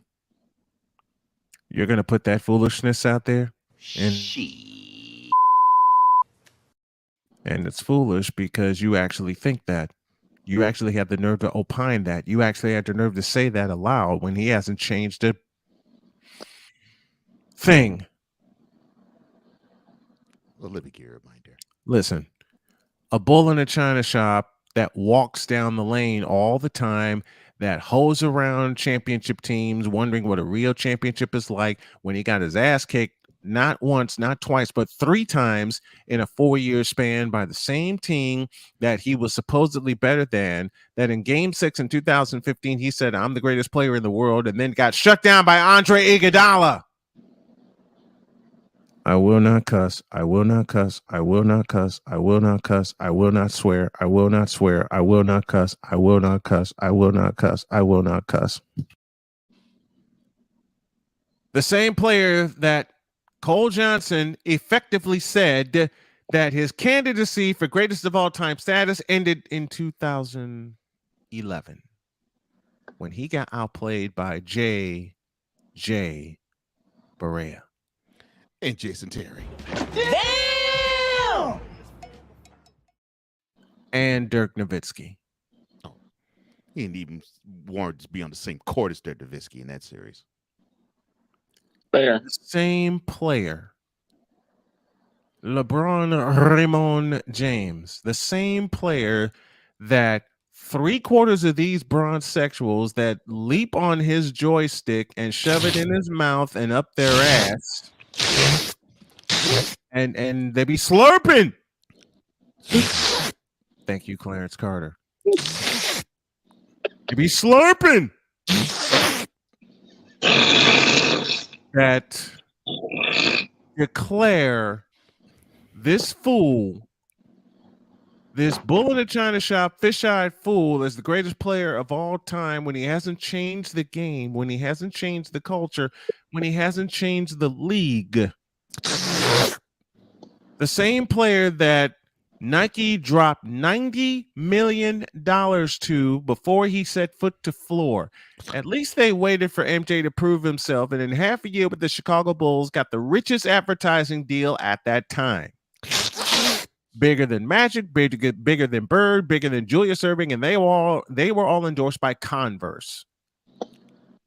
Converse was the brand of the NBA until Michael Jordan showed up in 1984. After Michael Jordan showed up in 1984 and Air Jordan was born, Nike has been the face of the league, and then Stephen Curry comes along and changes it to Under Armour. And right now, Under Armour and Nike are running neck and neck with their pitchmen, Stephen Curry and Michael Jeffrey Jordan. Oh, whoa, wait a minute. How is it possible that a shoe company could have a pitchman that has to set foot on a court in 20 years? Because he's the greatest of all time. Oh, there is something else that you Talk know. that Mike Wise. Exactly. There is something else that LeBron perfected. He perfected the art of the flop. Oh, yes. King Flop. King Flop. There you go. Flop, yes. King Flop. He actually took that crown from Vlade. Oh, he Sure. didn't take that crown. He snatched it off his He head. snatched it off his head. He snatched that crown straight off of Vladdy's head. Now, before I go any further,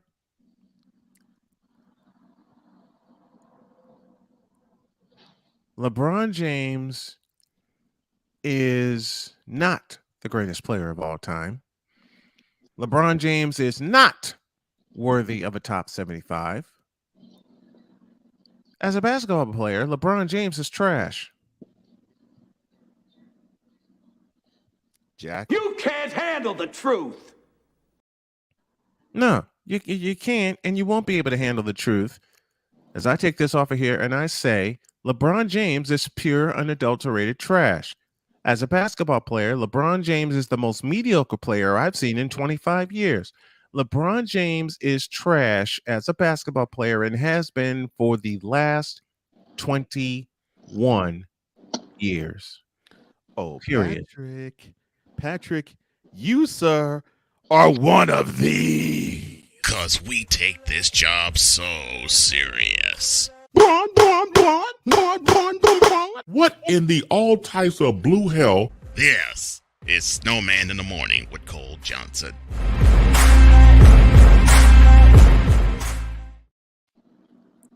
Get out my face, you thirsty hoes. In a world where logic and sense flies completely out the window, while purple and yellow glasses are donned, rises a figure who encourages ridiculous, undying loyalty. Good Lord, I'm about to throw up. This has been yet another installment of The Bronzexual Confessions. Okay. I see what y'all did. Somewhere Nick Wright is crying. And I'm to give a damn why? Well, I didn't say you had to give it damn. I'm just saying. So Nick Wrong is in the corner crying. My In man his- Drew's in the chat. In his Okay. soup, eating a cheese sandwich. Okay. Brian? Hey, Pizzle, can you help us with a Cash App, please, to help go toward the goal? We'd really appreciate it. Yes, Sick. On behalf of Wise, my inner Daffy Duck would like to tell your inner Bugs Bunny, you're despicable. Nice. Man, wait. Hold up. Nice one, Sick. That is good. That is You know, everybody likes to tell me you tripping when I talk about him. I don't. I know you don't. I know y'all don't. Have you ever heard But- those but words come out of the my inner mouth? The inner Daffy Duck of Sick loves telling me. All loves, I said was it's not Wednesday. Yeah. Wise. Okay, Keep what out I of said this. earlier. I'm on a roll. Wise. You know I'm what? on a roll Wise, here. would Keep you like out to know of what I this. told him? Hold a second. Wise? What actually? Would you like to know? Hey, Hold on, Sick. let him finish. Let him finish. Go ahead. Go ahead, Sick. I got you. Okay. What Sick told me was, Yeah. Oh, that's not what I wanted to mention also. At the beginning of the show, I typed in the chat, it's Tuesday. Don't nobody want to hear about that fool, about some fool from Akron, Ohio. Yeah. mm-hmm. Oh, and figuring that he wouldn't. Sick Diggy was dancing around going, and I'm so sorry I did not address it properly in saying, well, we're not talking about Stephen Curry today. No, he was born in was he born in he was Akron? born in Akron, Ohio. He was born in He was Akron. born in Akron, Ohio, raised in Charlotte, North Carolina. Mm-hmm. Okay, well, Cole, in the words of and by the way, hey, okay. and by the way, now that I'm done, Wise can sing. But more along the lines, he's saying, what did I ever do to you? Yeah. I didn't. See, Wise was hyped. Now he's deflated. No, I'm good. I'm good. Listen, but he does. He needs a whole fax card. He does need a whole fax card. Yes. He does. Yes. Hey, Pizzle and What? Victor with the show me the whole facts. That's beautiful. You gotta Here's let my a hoe be a question. hoe. See, but then this is what encourages. This is what that encourages. This is what that encourages. See, No, it TV, encourages. You know we want to talk about our king. That ain't my king. We ain't talking about Akeem Olajuwon. He ain't my king. We're not talking about Akeem Olajuwon. We ain't talking about Michael that's Jordan. We my ain't king. Listen. That's my king. Akeem Olajuwon. That's right. That's my king. in terms of LeBron changing the league, I just have this. Oh, bankruptcy. LeBron James changed the league? Stop the lies. Stop the cap. There you go. Hey, LeBron James changing the league. You're right. Yeah. Oh, and I don't remember asking you a thing. The king of basketball. King of basketball. My ass. And I'm with a Pizzle. Not my king. Cole. What's up, This Roy? Cole, Royston? this is for you. Royston Gibbs, who's subbed to the brother? channel. Thank you, Royston. We appreciate you, brother. What's up? If you can help us out with a Cash App, because every day we're trying to raise $500 toward the Snow Strong Initiative goal. We appreciate it. And Cole, this is for you. LeBron changing the league. Ooh. Whammy. Hey, I got one. All right. Cole, follow my lead. All right. We asked 100 people. Yes. Name a player who has changed the NBA in the last 20 years. LeBron James. Survey says. Well done, Zig. Well done. Well done. Well done. Or, in the words of Dikembe Mutombo, no. One of my And favorite you know what? We need the finger wag. Cole, you gotta get that finger wag one. Man, you gotta get the Dikembe finger wag. I wish I'd pull that. I wish I had pulled this sound. I wish I'd pulled this sound up earlier. Name it. Sick. Do the question again. I got the sound for you. Do it again. Okay. We asked 100 people. Name a player who has impacted the NBA in the last 20 years. LeBron James. The Hawk? LeBron James. Survey says. What did he change the game?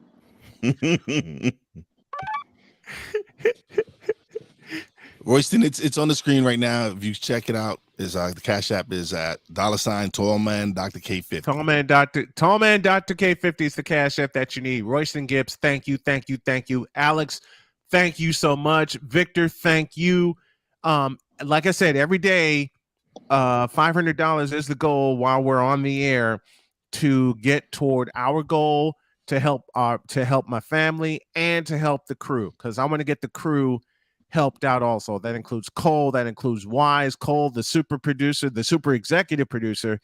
And I got to give Cole a lot more love because he took the chair willingly and ran with it when I was in the hospital, recovering from when I had my surgery and the subsequent 2 months where I had to go back to the hospital 3 separate times, dealing with bowel issues from all the medicine that I'm on and everything. And I got to tell you, y'all gonna love this. I had a big cup of coffee this morning and there was a very minimal effect. I only had to step away one time. I only had to step away one time. Progress. Currently at work listening. Oh man, Royston, you are great. You know, thank you, we brother. can get people to not only watch but to listen to our 4-hour spectacular and madness. Oh man, I can't say enough on behalf of my crew how much we appreciate everyone that comes into the chat, that comes on to the show with us and hangs out with us. We spoke of Gallagher earlier. Remember that? I do. And then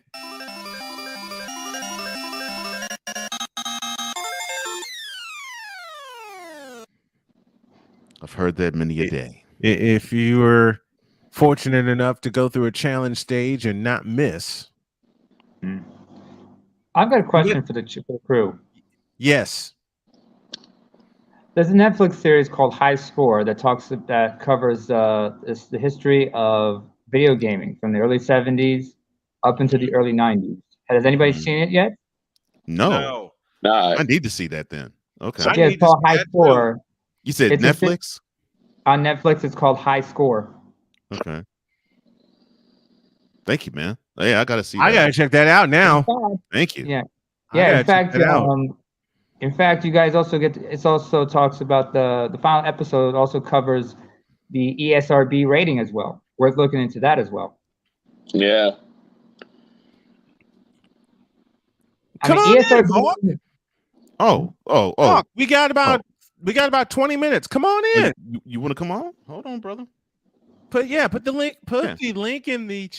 Put the link in the chat and come on up. Man. Come on up, everybody. This is the last half hour of the program. Anybody else that wants to jump on, come on up. Let's talk sports. Let's talk video games. Let's talk whatever. Speaking of video games, I got a question for everybody. Yes. 2K, they just released a new game. PGA 2K23. And now Jordan's on it. Have y'all checked this out yet? Michael Jordan is going to be in a golfing game. It better be good. That's all I got to say. Well, knowing 2K, and you know, I've chopped up with a couple friends about video games, how video games have been in the past decade and a half.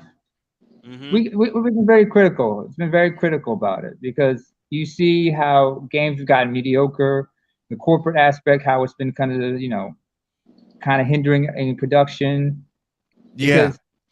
Because you see, Wise, as a gamer, you know what I'm talking about. I mean, back in the PS2, Xbox days, you would get the game as it was in a CD. But now, since PS3, Xbox 360 days, you get the game, and then launch day, patches and such. You got to download. Yeah, and constant. It's gotten crazy with updates and seasons and all this other stuff, and it's. The arenas have changed too. They make it so lifelike now. Yeah. With the arenas and they try to design the scoreboards to copy. Oh, the Hawk is with us now. He's in. What's up, Hawk? What's up, man? Hawk, are you with us? You sound kind of far, man. You gotta get close to your mic. Sound sort of muffled, brother. Yeah. Speaking of Pac-Man, here's the arranged version of Pac-Man because they had a double version of it. Oh wow! Victor knows that sound because I began many an inning with that sound. Yep. But here's the original. The first game of the day. The first game of the day. Not the first game of the day. By the first game of the day, I'm so hyped it's not even funny. I began with this. By game number 7 or game number 8, it sounded like this. Oh yeah, that's what he thinks. I'm going sound crazy.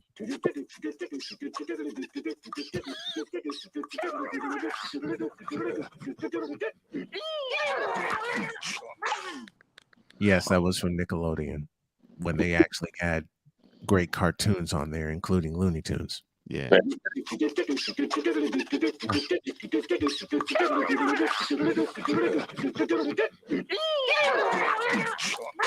I got the perfect sound for Wise. What's up, Hawk? When he What's up, hey, Hawk? what's going on? What's going on? Can y'all hear me now? Yes, we got you, beautiful brother. now, brother. You know, sounded beautiful. We got you, brother. Hey, guys, first and foremost, man, love this show, man. You know what? You know what? To everybody that can hear me, make sure you practice your YouTube etiquette. You like, comment, you share, but please, most importantly, subscribe. Subscribe to Snowman in the Morning with Cole Johnson, y'all. You know what I'm saying? You said, why is that on LFA on the crew, man? Everybody, subscribe. Appreciate that, brother. Definitely appreciate that. Yeah, man. Anytime. Now. First order of business. This LeBron James love, I love it. Because everybody knows that hate is the new love, all right? Hate, you know what I'm saying? Hate is the new love. The new love. Well, it's not necessarily hate. You know what I mean? But you know, it's almost like Jim Carrey in The Mask. You know what? You mask your emotions. You know what I mean? And the real thing just comes out. You know what I mean? You know what I mean? It's just green with love. Wait a minute, envy, Hawk. I got something for you. Speaking of The Mask, they made that into a cartoon. I remember, and I do too. Here's the intro. I'm the mean green machine, the maniac behind the valley. Oh my gosh. Oh man. That's my gig, babe. It's what I do. And I come spinning into town. Got everyone seeing red. By the time I'm done, they'll be seeing green instead. Smoky. Trust me to make things right. Not in the news, another drive-by wedgie. Freaky monsters looking for a fight. Time for a costume change and take them for a spin. 4, 3, 2, 1, go. Let the games begin. Scooby-Doo. Somebody stop me! Listen! I'm not any ordinary superhero. Not your everyday spandex wearing hero. Did someone say it's party time? Do you even have to ask? Anytime, ready or not, look out! I am the mask! When I was married, the when I you was can married find the that. first time. When Hey I was Hawk, married- is that? I'm sorry, Brian. Hey Hawk, is that is that how I can find your channel on YouTube? I just found it, and I just found it and subscribed to it. Yeah, how can you find it? Because I want to subscribe to it too. The Hawk TV. Let me. Yeah, because I got 4 different channels. Well, actually 5 different channels. Same. Cole, do me a favor. Can you put the channel link, and Latina, I want you to get this out to SDM Sports Radio Network. It should be. Well, let me go ahead and find it. It should be up right now, but I'm gonna go ahead and find it myself because we need to support all our content creators, all the true content creators. This is something I spoke briefly about yesterday. I'm going to do it again tonight. After I get the wife settled, and Sports Radio Network. There we go. Yeah, did you find it? Yeah, I got it. Okay, can you put the link in the chat, please? Yeah, and so I can let's spread the subscribe to it. word because I want to get to 100 subscribers this week. I won't have a live game this week. No room in the press box and Seymour, but I will be putting up some old games that I did when we were Arena Sportsnet and when Victor was with. Yeah, we're gonna do that. We're gonna build this radio network thing. And some of the other reason why we're trying to raise $500 a day is to help meet the costs of the network. So there's a threefold purpose. With this. So if anybody can help us get to our first 100 subscribers, that would be great. And as well as far as this channel goes, and thank you, Hawk, for really hawking this out for us. Help us get to 1,000 on all of our channels, everybody's channel. Yeah, Let's get to 1,000, everybody. not just here, but with all the channels that support this show. We're going to publicize you. Hawk TV, you're included. Thank you. Yes. Thank you. Yes. Thank you. And thank you. Excuse me, Hawk. Is the Hawk there? Hawk, you still with us? Looks like he's busy talking to somebody. Yeah. He's muffled. He's muffled again. All right. Well, I was just wondering if he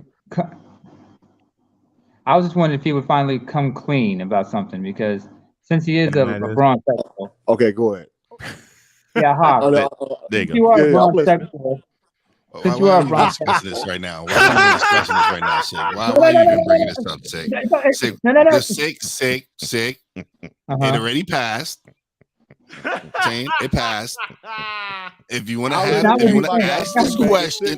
ask this question, I suggest you hold it till tomorrow, because we've already had the brown sexual. I dealt with it earlier. It's okay. It's just a song. We've moved on. Sick. We've moved on. Stop. Moved on. Sick. Wait a minute. Wait. I got the perfect song. I got the perfect cartoon song. Just a minute. I got the perfect cartoon song for all of the whole facts conversation that we talked about earlier. Mm-hmm. I got the perfect cartoon song, and it goes like this.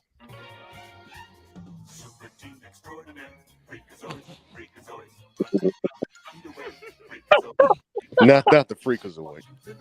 Stop the cat. Please. Go ahead, Victor. Keep it on the case, folks. Let's keep it on the case.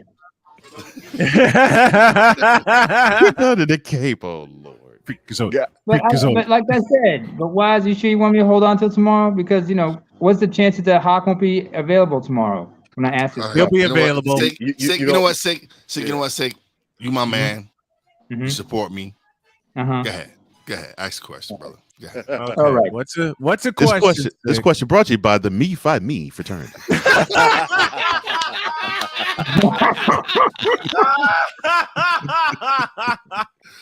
That was good, Cole. That was good, Cole.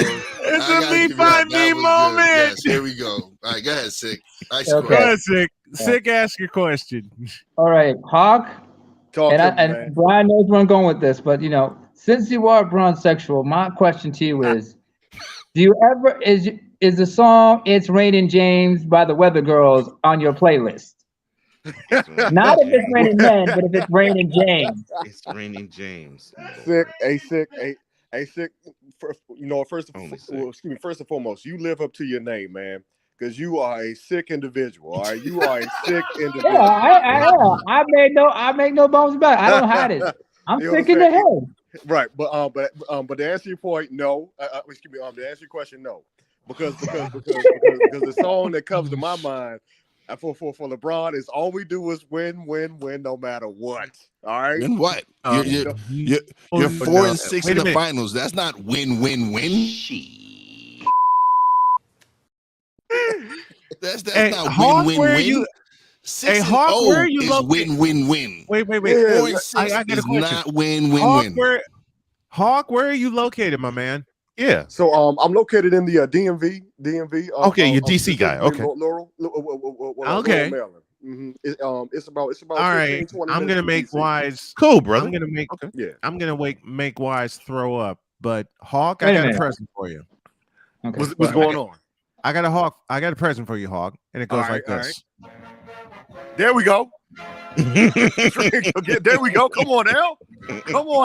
That's right. Hey, hands up, Hefe. Come on, baby. Hell. Really? Go to the victory. But That's his version of purgatory. He's like, what is going on here? Look at Wise. Let's go. You know why Wise is like that? Wait.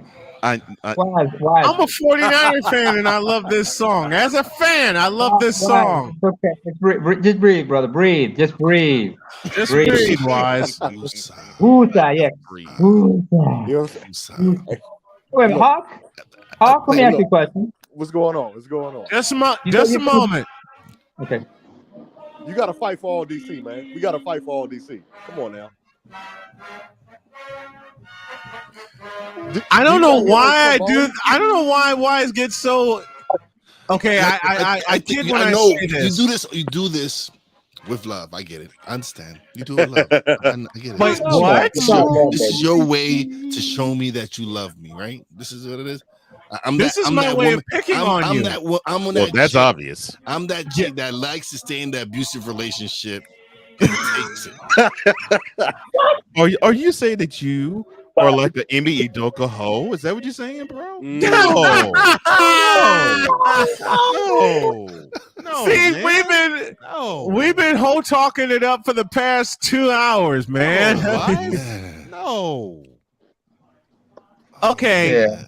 Thank you. Thank you. Hey, Hawk, sing it. Hell to the Redskins. Hell, victory. Come on now. Come on. And Cole, come on. Hefe, come on, man. You know the song. Come on, y'all. No, I do not know that song. I refuse to learn that song. I will not sing that song. You just did. Hell to the Snyder. I didn't hear me. That's not even their name anymore. I mean, yeah. I'm going there. I'm going there. Congress now. Even though it's hell. Come on now. Wait, now I gotta make Wise happy with this. That's cool. Giants fight song. I don't even know that fight song. Now you do. Thank you, Andrew. Thank you. You always got my back, man. I love you, brother.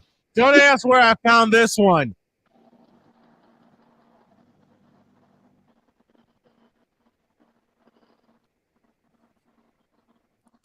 Whoops. Doggone it. Okay. I messed up. Yeah. That's I cool. know. I've heard the Giants fight song. There you go. This is Wise's fight song for the New York Giants. Wow, really? Sounds like air.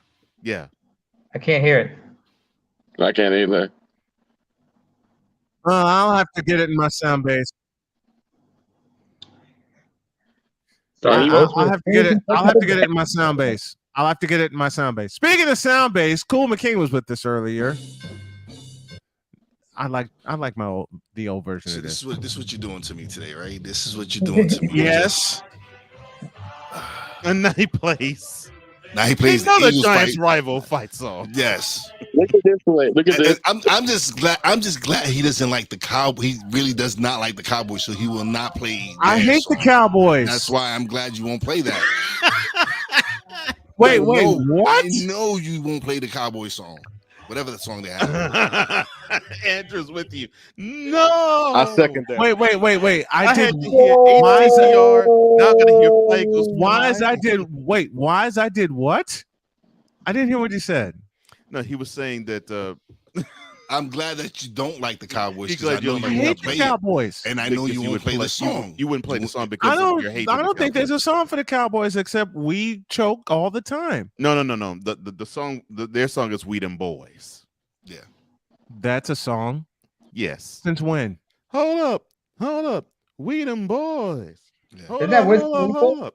You haven't heard that song? That sounds like a hood song. It basically is, but yes, that's the song. That sounds like a hood song. I have a look. I have a song for Vic. I have one for Victor that he loves laughing at, and it's courtesy of one of the best announcers in the NFL, Mr. Paul Allen. And I just happened to stumble upon this. On the first day of Christmas, the Vikings gave to me another ass kicking. On the second day of Christmas, the Vikings gave to me 2 yards per carry and a giant-sized butt whooping. On the third day of Christmas, my Vikings gave to me 3 points versus the Giants, 2 yards per carry and a giant-sized butt whooping. On the fourth day of Christmas, my Vikings gave to me number 4 on the sidelines, 3 versus the Giants, 2 yards per carry and another hurtful ass whooping. On the fifth day of Christmas, sing it, Victor. 5 bleeping wins. Number 4 was on the sideline, 3 versus the Giants, and 2 yards per carry. And whooping. 5 bleeping wins. Yes. Yes. Gave to me 6 injured starters, 5 bleeping wins. Number 4 on the sidelines, 3 versus the Giants, 2 yards per carry, and yes, you all saw it or heard it, another ass whooping. On the 7th day of Christmas, my true loves gave to me the 7th pick in the draft, 6 in your starters. I'm not a Giants fan, guys. Bleeping wins. Number 4 was on the sidelines. We had 3 versus the Giants, only 2 yards per carry, and an absolute butt whooping. On the 8th day of Christmas, I'm with you too, Andrew. 8 ugly losses, 7th pick in the draft, 6. Sing it. 5 bleeping wins. 4 on the sidelines, 3 versus the Giants, 2 yards per carry, and a giant-sized butt whooping. On the 9th day of Christmas, I am waiting for number 12. 9 months without football, 8 ugly losses, 7th pick in the draft, 6 injured starters, and 5 bleeping wins. Brett Favre on the sidelines, 3 points versus the In Giants. jail. We have 8 In jail.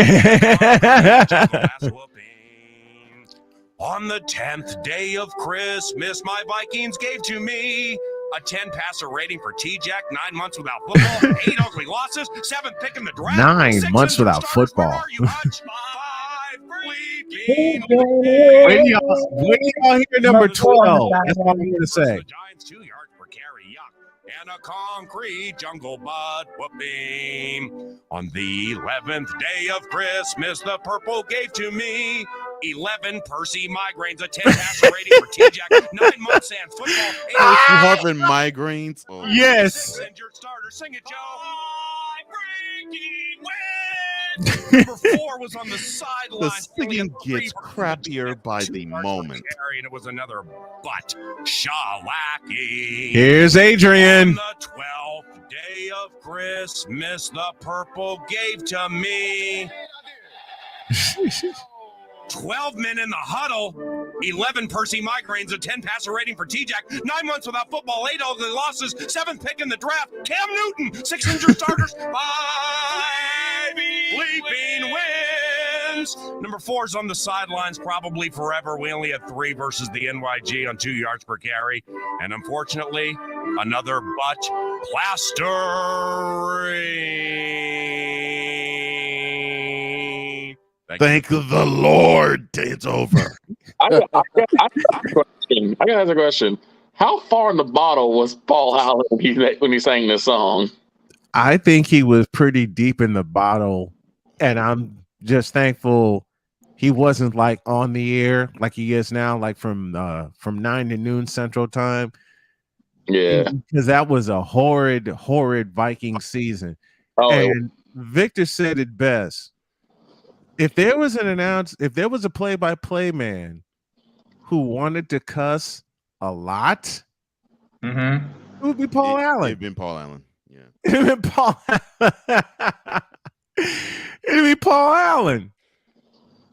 How many times has he wanted to swear on the air now? He stopped himself quite a few times. You could tell he was like on the cusp. He was so close.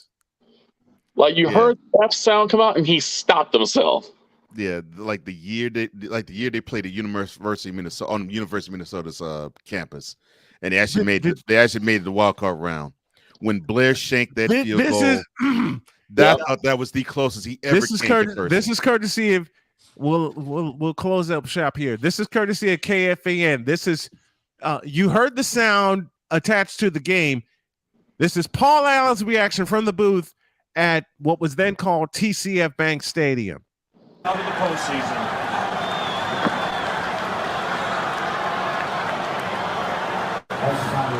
Kevin McDermott snaps. In his first year with the Minnesota Vikings, Jeff Locke Holmes, Blair Walsh, from 27 yards left hash. Snap good, spot down, Walsh's kick is up, and it is no good, he missed it! Are you kidding me? The season can't end like that! He missed it left! And the Seattle Seahawks are off to Charlotte. I think that's the closest he ever came to really going off. Poor Paul Allen. The legend himself, but yeah, poor Paul. Matter of fact, we'll close up with this. There's a montage I have of one Paul Allen. All credit goes to where it needs to go, KFAN, the Minnesota Vikings. Just watch. High snap, put down. Joseph, come on! It is good! No, he missed it. Good. Are you kidding me? He missed it right. He missed it right. Oh, my heavens. Oh my. He missed it right. What a gut punch to a team, Paul, that play after play toward the end fought its way back. Missed it by like a foot. And Blair Walsh. This one right here. Left hash. Snap good. Spot down. Walsh's kick is up. And it is no good. He missed it. Are you kidding me?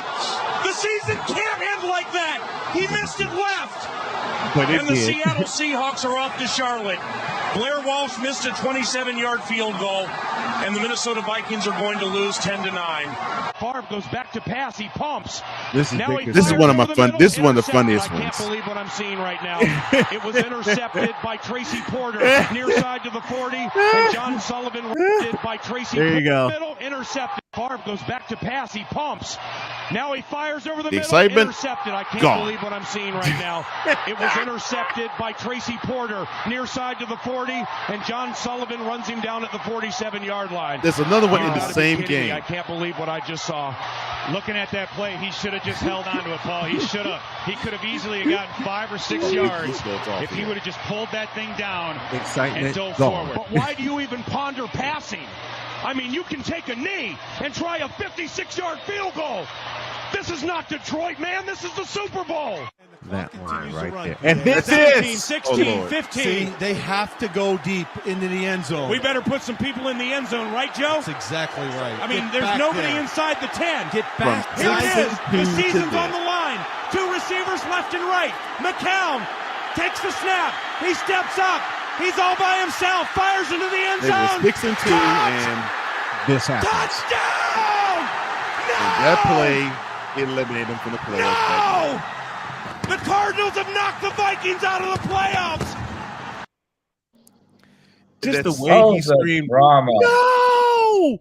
And that same game, the 2009 NFC Championship game, the funniest Paul Allen call to me was when it was a handoff to Adrian Peterson, and he said something to the effect of, "And Peterson has the rock in," he fumbles the ball. That Brett Favre fumble is the highlight of anything for me. Simply because I had some Favreites, I guess you could call them. Oh no! Oh no, you had conversation with a Farvite. Oh Lord, okay. We got another one, Farvites. Oh Lord! When he left Green Bay, that's when he left the Jets and came to the Vikings. Mm-hmm. Immediately, like, okay, so that means the Vikings are going to be the top in the NFC. And like, he wasn't even top when they were in Green Bay. Everything I remember was Brett Favre getting killed by Brian Urlacher every time he stepped out on the field. Yes. Mm-hmm. Yes. Yes. So, Yes. Watching that game, and Brett Favre throws that pass, and it gets intercepted, and I just turned and looked at them, and he put his head down like, but why though? Yeah. But why? And that right there, tells you everything. That right there tells you everything you need to know. Mm-hmm. That right there tells you everything. The Blair Walsh kick gets me. I mean, I love the call when Brett Favre threw the ball when he shouldn't have. The 2003 incident, and it's an incident, one of the best. But the call with Blair Walsh resonates with me because, like I said, I was sitting in Starbucks in Chesterton, Indiana,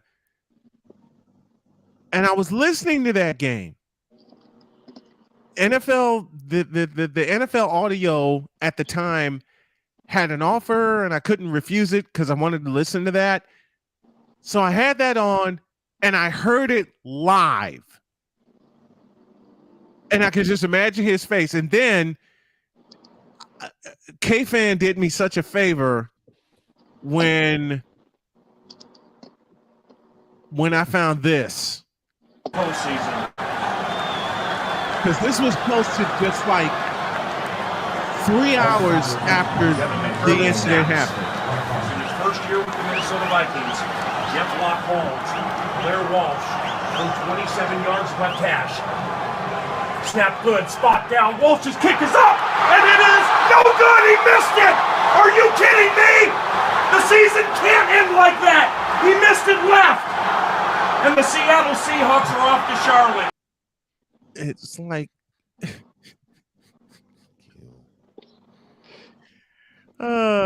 we gotta go. The drama. Hawk, tell everybody where they can find you, my man.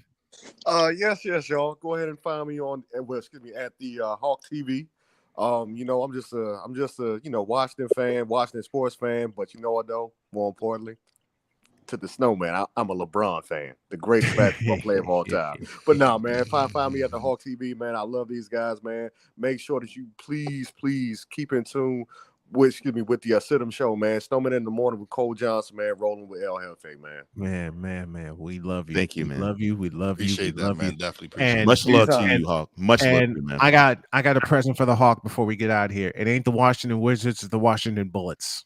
Hey, all right. You know what I'm saying? It's the Washington Bullets. It's the Capitol Center. Lord. It's the old school Bullets uniforms with the blue montage up front. Yes. And then, man, it's the Washington Bullets. Period.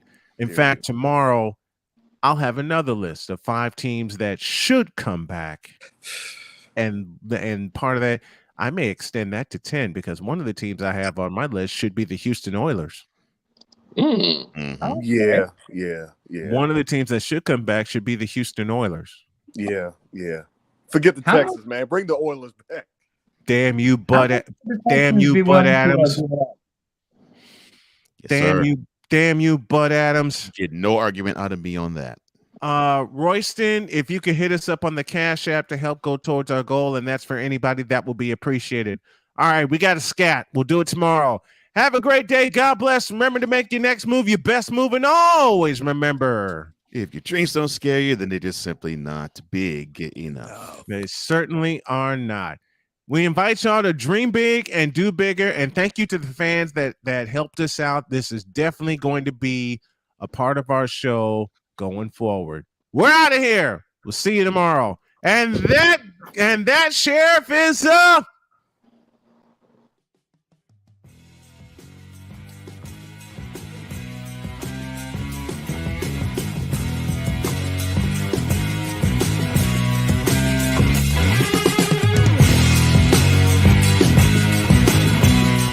Thank you for tuning in to Snowman in the Morning with Cole Johnson, the hottest of hot takes and the coldest of cold, hard facts.